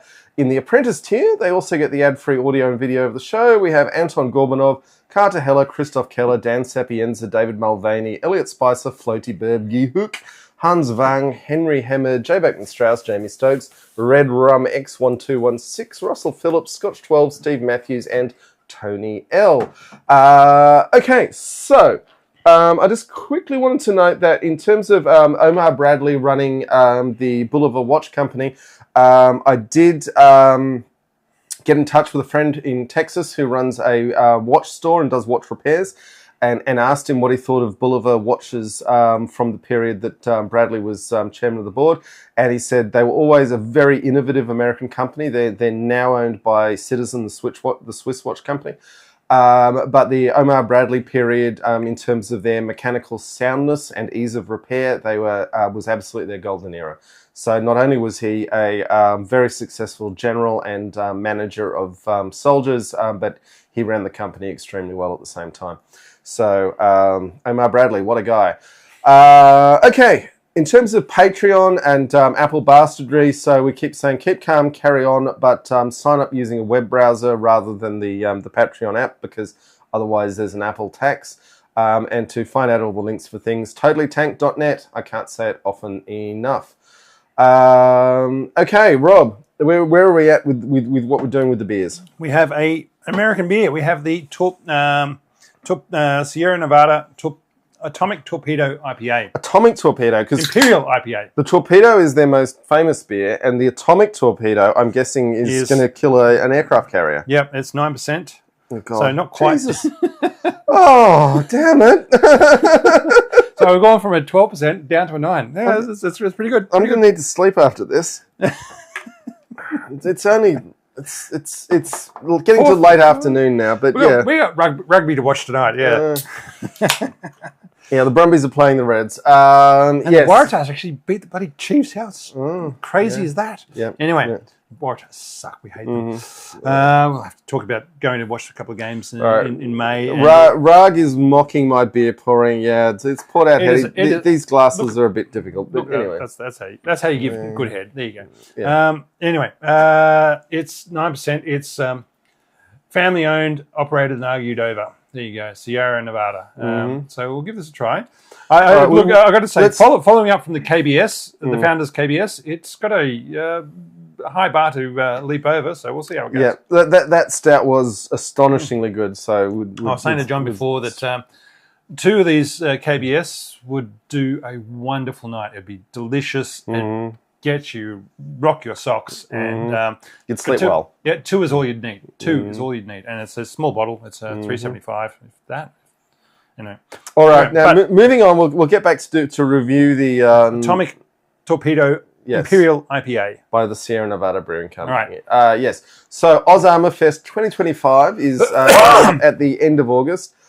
So we are still encouraging all our listeners to make the trip to Cairns, Australia, and come ride some tanks and talk about tanks, and come to the pub every night at all of Cairns' amazing breweries, and we're going to have a fantastic time. So we are. Damn straight we're having. So we're looking forward to seeing some of you there. But Hans at 2:28 a.m. just cracked a freshie. Good on you. Good work, Hans. That is great work. Now, we just want to talk about recent events and some of the stuff we said in the last episode, and we did outlook in general in life. We were accused of being anti-American by some people, and look, I just want to say that for Rob and I, killing fascists is the quaint ethnic folkway of our people. And we also want to know also of a great many American people. And so be it bombing Dresden or driving tanks into Berlin, us non-fascists are indeed an intolerant bunch. For us, it's taking Syria. taking Damascus. Capturing Damascus, so with an undisguised fascist takeover underway in America, we are in favour of that, to the extent that the opinions of some tank podcasters in Australia matter at all. Drunk tank podcasters. Yeah. But as someone who personally spent 3 years as a child living in the US, and I've visited the US many times, and I've had a few American girlfriends over the years, I remain extremely pro the American people. But I was raised an anti-fascist by my father and grandfathers who all served the Crown and uniform, and I don't plan on changing it. I mean, my God, it's come to the point, Rob, where saying I am an anti-fascist is a controversial opinion. Because when we were growing up, that was extremely mainstream. But just as being an anti-Nazi didn't make you racist against Germans, but boy, did the Nazis try to make that argument, we're going to have to get discerning with our language going forward. All right. My point is, we're the French right. Put not your trust in princes. Maintain a position of self-reliance so that Elon can't turn off your military when he feels like it. Should we be falling in behind France as the new world leader? They have nukes, and they're not controlled by the Americans, unlike Britain's nukes. Mm-hmm. And they can come together for a day to make sure that their Nazis cannot sneak into power. I did enjoy that when France said, you know what, the Nazis look like they're going to take over control. Let's all come together and make sure they don't. Yeah. And now we'll vote for people we hate, so the ones we hate even more don't get in. And now they've actually managed to have a 9-week court process to make sure that the Nazis can't get into power for another 3 years. I think it is. Mm-hmm. All right. After the Signal debacle, isn't that fun? I'm now wondering what false flag operations the US is planning to legitimize their takeover of the Panama Canal in Greenland. For Greenland, I was thinking they'd go for a twofer and set it up so that Quebecois separatists carry out an attack on the US space base in Greenland so that they can take over Canada at the same time.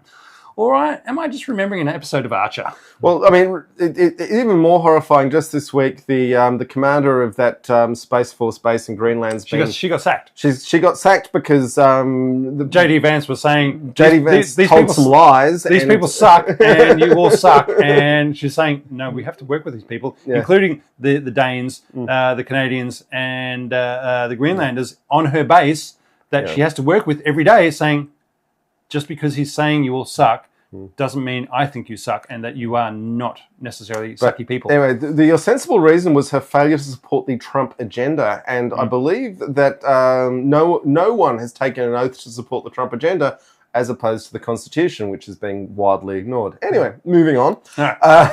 But actually, the Senate Armed Service Committee has requested the Pentagon acting Inspector General, because Trump fired the Inspector General, and how long until the acting Inspector General gets fired, announced an inquiry into the Signal debacle by Hegseth's office, probably not in response to somebody else's incompetence, but China has also said that they will now more strictly regulate the publication of military-related information online, including weapon systems, facilities, and organizational structures, protecting China's military information from benefiting its adversaries and harming China. So no more posts on War Thunder. And let's say Australia has put out a similar communique recently about what gets published online. That's where I got this from. So yeah, it's they're saying that other countries are doing it, so maybe we do it too, and maybe America should bloody learn from that. Saying, look, one thing I would advise everyone watching the craziness that's unfolding in front of us and is. Donald Trump lies all the time, and he has all of his life. Also, we're not even going to talk about the short selling and buying of stocks or possibilities of that. The insider trading that's going on right now that he's making bazillions from. But there is also that hypernormalization is a thing, and you should watch the Adam Curtis documentary, which is on YouTube normally or Vimeo, about hypernormalization, which has been pioneered by the Putin regime, where you bombard the public with crazy stuff so fast that they can't respond to anything. Even Alistair Campbell on the Rest is Politics, which is the most terribly centrist thing going, looked at the tariffs on the McDonald Islands penguins and said, I think that's a distraction. and Alistair Campbell, bearing in mind, was Tony Blair's communications director. So he knows a bit about misdirection. All right. Yes. What do we think about the Torpedo IPA? I really like this. Well, as a 9% Imperial IPA, you know what? 9% Imperial IPAs taste awesome. When I worked in a brewery, there was a rule that the staff could not pour themselves in their after-work drinks more than no pints of the strong beers. For a few years, they were allowed to pour themselves pints of the strong beers, and then there were too many vomiting incidents, and then there was no pints of the strong beers. This is really nice. I got to say the KBR, the founders KBR is... Oh, that's a beer for the ages. That is the beer for the ages. But...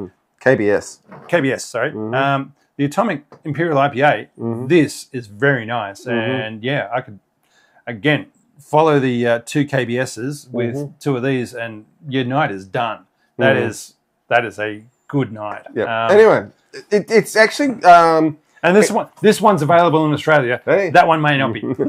And then after tariffs, who knows what's going to be available? Because I bought this one before tariffs, and in fact I bought it a number of months ago. But who knows what we'll be able to get in the future months with the tariffs now in Australia? Now, just bringing my beer snob sensibilities to this. What they've done really well in this is not gone bonkers on the hops, which is too often what immature brewers do. And it is strong on the malt, but they have used the higher alcohol to absorb good but not overly bitter flavours from the hops. It's a very carefully constructed beer. That's really nice. There we go. So we got two really good beers from today's, even when the Juno Juice was really nice and the Mistral was good. It's just been a cavalcade of good beer. Yeah. What are we going to come up with next time, eh, John? Our listeners in other countries need to start getting in touch to send the beer packages, guys. It's not compulsory, but Brandon's done it twice. Are you half the man that Brandon is? Just throwing that in there to think about. Right. Okay. Australian Abrams heading to Ukraine, now supposedly stuck in Poland because of Putin's demands of Western countries to stop providing aid to Ukraine while peace talks. I also believe that the US has withdrawn an enormous number of forces from Poland and that's part of why these Abrams have got stranded there. Sorry, I wrote that that first bit about 3 weeks ago when I first saw it, and now it's a case of, it's because the US has pulled out all the logistics support for the factories over in Poland that are the ones doing the deconditioning of the Abrams before they go into... So the 49... And ours were export versions to begin with. They're making them even crappier for Ukraine. But the 49 Australian Abrams that have been shipped over are sitting in Poland and may one day get snuck over to the border to Ukraine, but haven't heard anything in the last couple of weeks. Sorry, I'm sounding like RFK Jr. All right. Or look, hopefully they'll get across there. It has been confirmed that they're actually sitting in Poland. So stuff I wrote 3 weeks ago has been anyway. So here we go. Anyway, in important news, as has been discussed in the comments by people who do not understand Australian politics, and look, I've got some sympathy for Americans who get upset when we talk about American politics, because listening to English people as a comedian friend of mine said, an Australian public service servant in Canberra knows more about the by-elections in Kansas than the entirety of the American population knows about the Australian elections. Look, I did love Gore Vidal famously said the problem with Australian politics is that most people outside of Australia never grasp more than the tip of the ice cube. And that was Gore Vidal. Yeah, The fact that he even knew about Australia. Yeah, but also surprised. He noted that our politics is an ice cube, but outside observers only understand the very tip of it. There are layers to that. Yeah. They're very small layers, but there are layers to that statement. That's really good. Yeah. So anyway, we have an election coming up, and it's looking at this in point, 3 weeks. Announced 2 weeks ago. But 2 weeks ago, they announced the election in 3 weeks. We do have. It's funny because Peter Dutton, who is the Liberal Party, which is the Conservative, he's been trying to hang his fortunes on being I'm going to be like Trump in Australia, and literally Liberal Party strategists, his party strategists are describing this as cancer. It's not happening. He's done. He could never count. Famously, he dragged his children to Canberra thinking he was going to become Prime Minister and had them in their Sunday best to go meet the Governor-General, and then he lost the vote because he can't count. He's very dumb. His family have been powerful in Queensland, doing horrible things to Aboriginal people for he's a Brisbane buddy hundreds of years. Yeah, but even before that, I mean, his great-grandfather did and was incredibly part of horrible things that happened in Queensland in the 1860s. Let's move on from that. But yeah. So my personal hope is that I'm hoping the shit-light Labor Party get back in power, but as a minority government with the Greens. That way they either have to betray the people and work with the Conservatives to pass legislation, which they are more than happy to do, or actually do something good for Australia and its people. Labor should see it as an opportunity. They need to realise they're not going to get a third term. I mean, the powers that be are not going to let them have a third term and actually pass some legislation that is in their hearts and want to do, and then blame it on the Greens. So cancel AUKUS, because even we're never going to see those submarines. Yeah. No, look, even the Brits have bloody started up a investigation. Some sort of committee into is AUKUS actually going to happen just this week. Tax the overseas mining and fossil fuel companies and build Australian infrastructure and resilience rather than shipping all the money overseas and saying there's nothing left for hospitals, teachers, dental, housing, or even the useful parts of defence that doesn't include AUKUS. So maybe building a industry that builds 155 millimeter artillery rounds and ATACMS missiles. The Australian versions of the ATACMS missiles that we're loading on the back of Bushmasters, Humvees, something like that, and basically building Australian defence resilience that doesn't include relying on the US, because we really need to start building some industry in Australia that doesn't rely on our defence being provided by the US. And let's face it, boys and girls, that might not be, because that's not going to be around after the next 5 years. Anyway, but keep going up. I don't know. All right. It makes sense. However, an addendum looks now. As I said, I wrote that about 2 or 3 weeks, 2 weeks ago. It looks like the powers that be have realised that a Labor government now, minority government, is a real possibility in the last week or so, and the media has gone from being a 50-50 race for Labor winning, because to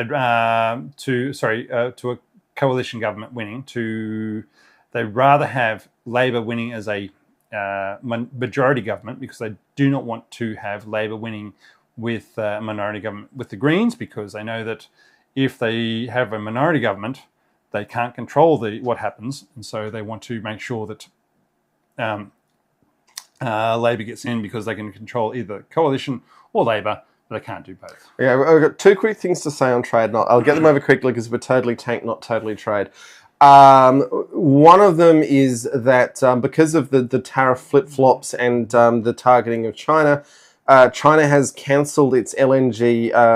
liquid natural gas. Yeah, liquid natural gas deals with the US, and there are ships in the middle of the Pacific Ocean turning around as we speak because of that, and Australia is now getting $1.5 billion a day in additional sales to China for LNG. This week. Is any of that money actually coming to Australia? Oh, no. Well, going to the multinationals. No, you and I aren't getting any of that. So, but, the way Australian gas works is that we produce it, we sell it, we give it to the Japanese or American or Chinese companies, and then they take it for free. No, and they sell it on. Let me get to my second point. When we talk about these trade deals, the whole of the rest of the world is furious right now because all of the global trade systems have been created for American convenience. No one else wanted them set up the way they were. This was all American, and now you're saying, oh, we don't like it. And it's like, this was your system. This was yours. For example, to have a free trade deal with America that Australia has, which has been completely ignored in Trump's hitting us with tariffs, we have to give intellectual property licensing deals to US companies, which are so mad that every profit they make, every cent of profit, gets converted into a intellectual property licensing fee, so they make exactly zero profits every year. They pull billions of dollars out of this country every year because they've got this get out of jail clause where they just put it back as an IP licensing fee. So American companies make fortunes in this country, pay no tax on it because of the system that Trump's dismantling. So hooray, Donald Trump. You're awesome. But and this is happening all over the world, and this is why people are furious about this. But we're not totally trade, so let's move on. We got more defense-related stuff to talk about. Is it though? But anyway, okay. And it could even make all these sort of things could even make money for Australia because Europe wants green steel, aluminum, and nickel for their revamped defense industry. They've said, we can't rely on America either, and we need to start building up our defense industry. And we need aluminum, steel, and nickel. Australia has lots of all three of those, right? Lots and lots and lots and lots. Well, we don't have green steel yet, but we've got everything we need to make it. So yeah, I was about to say, we've got, and they want to do it in a non-carbon way. Because I tell you what, for the middle of April, it's very warm. It's stinking hot. All right. Usually, I'm sitting here in shorts and t-shirt. I should not be. I should be wearing jeans and a jumper because it's stinging hot here in Canberra. I was barbecuing my courtyard last night. I can't believe I'm here in a t-shirt. We should. Canberra's not a warm place. We should be cold. We should be cold. My Facebook memories show me that I was lighting fires 10 years ago, and I am not right now. 2 weeks or 3 weeks' time, we should be having snow here in Canberra, possibly. Yeah. And it doesn't feel like that. Anyway, let's move on. All right, Australia really needs to get in on that action, as we have lots of all three of that. And rather than giving to the China, US, and for free, hell, we could even sell them our gas for their pig iron. Rather than giving it away to the Japanese, Chinese, and US to sell. All right. Now, just quick, go on. This one's yours. Oh, yeah. There is another thing that in terms of what we need to make a modern industrial world, Japan, Taiwan, China make a lot of it. There's a few high-tech things like jet engines that they don't know how to make, but Britain knows how to make those. And Britain really needs some trading partners after Brexit. So there is a shape of a world where America is excluded, and hopefully America is not excluded. Hopefully America somehow comes to its senses and rejoins the world. But we can get by pretty well without dealing with this madness. Anyway. In related news, we have an article here. No, it's up on the screen right now. I got that right. Okay.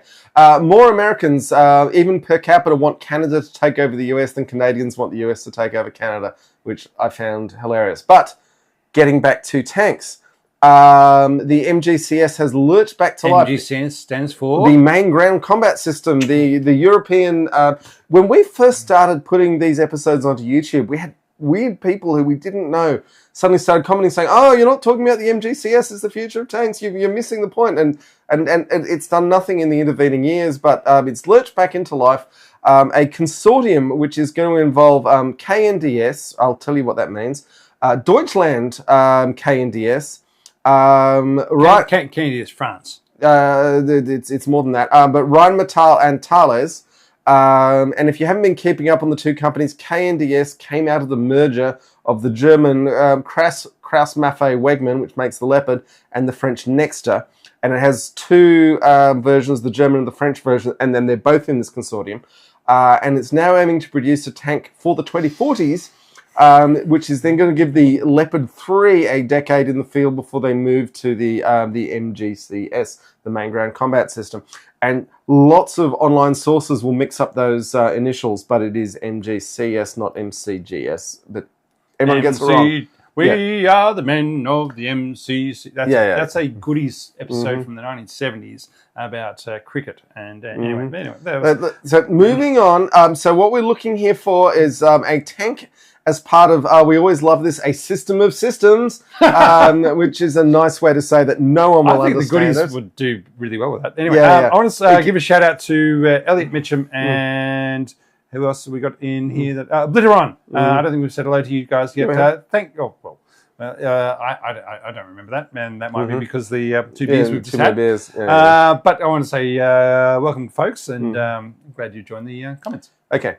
Now, getting back to the MGCS, Main Ground Combat System, Rheinmetall will remain competing against themselves and their own KF-51 Panther design, which they're developing with Italy's Leonardo. And Leonardo used to be Finmeccanica and OTO Malera and Augusta and Alenia. And Leonardo is also has a joint venture with Thales, which is also back in the MGCS system.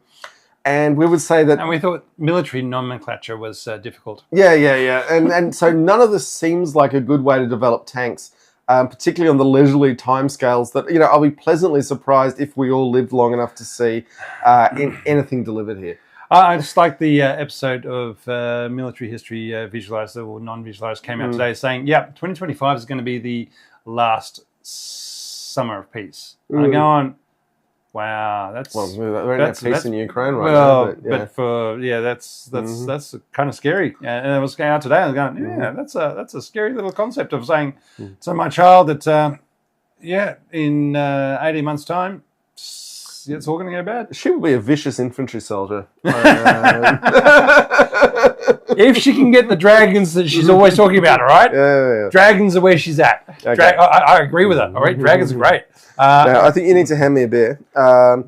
Now, just quickly, Taiwan has held exercises saying that they are aiming for a 2027 invasion by China. And China has also made it increasingly clear that their military build-up is aimed at culminating in 2027. And there is no way that Xi Jinping is been building and paying for these incredible expenditures in military forces without doing something with them. Not to mention all the reports this week of all the cables being dragged up accidentally, undersea cables being dragged up accidentally all around Taiwan by Chinese captained ships. Yeah. Total coincidence. So that's what. And with Trump in power, it's a case of it's not like he's going to do anything about it. Well, this is the thing. It looks like 2027 is going to be the year that China moves on Taiwan, and it will be entirely possible that they... Let's make sure we get rid of the Marines in Darwin by then. And the B-52s. Yeah. So, but it looks incredibly likely that a deal agreement is done that America won't intervene at that point. But it might well be that Taiwan comes to a mutually amicable agreement. I was about to say, it'd be nice if Trump actually did a real estate deal for Taiwan to China and said, how about you buy this Taiwan place? And they all spend lots of money, and suddenly China's in charge. Yeah. Out of the deal, boys and girls. It's real estate. Yeah. So anyway, 2027, mark it in your calendars. That might well be when that goes down. And for the sake of everyone in Taiwan, and I've got a lot of Taiwanese friends, I'm just hoping whatever happens goes down reasonably peacefully. But frankly, watching world events happening right now, you'd rather hitch your wagon to China's star than America's star. So all right, and bringing it back to tanks, David Wiley talks about the new exhibition at Bovington from Ukraine and his thoughts on how Europe needs to work together and figure out what things are needed in large numbers and what capabilities you can take your time on to produce the most advanced version of in 10 to 20 years, and how it's worthwhile holding onto your old kit for a rainy day. That was a good little video of him saying, look, Europe's really good at building stuff, and some of it you can do over 10 to 20 years and have really good technology and tanks and planes and everything else. But some of it you need to have now, or if something's going to kick off in 6 months' time, you need to have a capability that's is available. So that's whether that's a trained population who has been through military service and can be drafted in, rather than bring them in off the street having never done it before, or having lots of ammunition to be able to say, yep, we have an industry to be able to provide 155 artillery rounds right now, and we can gear them up and make sure they're there. But it's the biggest problem with financially efficient corporate operations is that military operations are not there to make a profit, right? But also they require surplus capability. Yeah, but also health systems require surplus capability so your country can fight wars. You need empty beds in the wards in peacetime so that you can rehabilitate injured soldiers. I always love the military logistics. It's all about, doesn't matter what it costs or how much you have. It's a case you need to have it in the right place at the right time. So if you don't have it, you can't provide it. And whereas business logistics is all the case about reducing the bottom line to make sure you've only got the right amount at the minimum amount of time and effort. But the two are not mutually exclusive, but you need to recognize and make those choices rather than say, I only want to do this or I only want to do that, and say, no, I'm willing to take this risk and for this cost over this time. But one of the most eye-opening books I ever read was, I'm quoting off the top of my head, I think it's called British Naval Procurement 1921 to 1938, something like that. And it's a very obscure book, and I think to buy it new, it's not new because you have to buy it secondhand. It's like £140. It's an expensive book. But it was written by someone who had actually worked in the UK cabinet and researched this, and it was making the point that the efforts that Winston Churchill made as a minister in the interwar period to save Vickers, which Vickers could not exist as an industrial company in the peacetime environment. Because remember, the British government wasn't buying from Vickers; they were buying from other companies. But to fight World War II, they had to keep Vickers alive, and the lies that were told to the public, and the frankly treasonous actions taken by numerous people in government to preserve Vickers' industrial capability would come back to save the world, not too fine a point on it.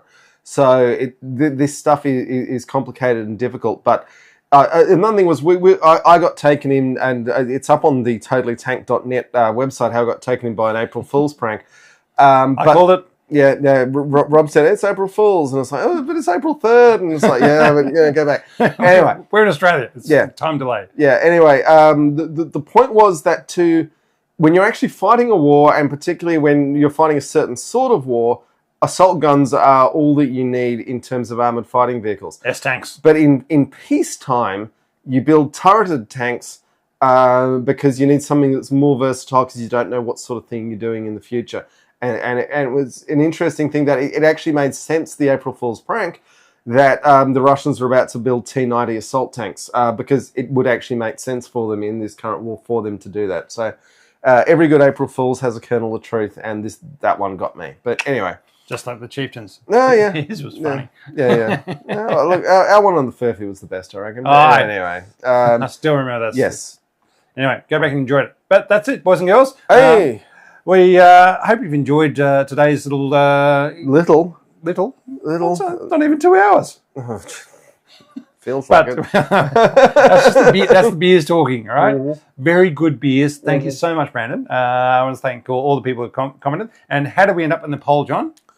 Oh, Very Tank-like is winning. Ha-ha! Ha-ha! Very Tank-like has won. 47% not a tank to very tank light at 53, and that's how you get the and the Electoral College says Trump won. And that was one vote, one value. There's nothing wrong with that. We were discussing in the pub the other last weekend how we could not think of a better electoral system than what Australia has, and I'm really happy. I'm really proud and happy about that. Preferential voting, compulsory voting, just do it, everyone. Yeah, on a Saturday, not this bloody Tuesday rubbish or anything like that. It's the case that everybody has to vote. You go to your local school, you get a sausage sizzle and democracy sausage, and you vote.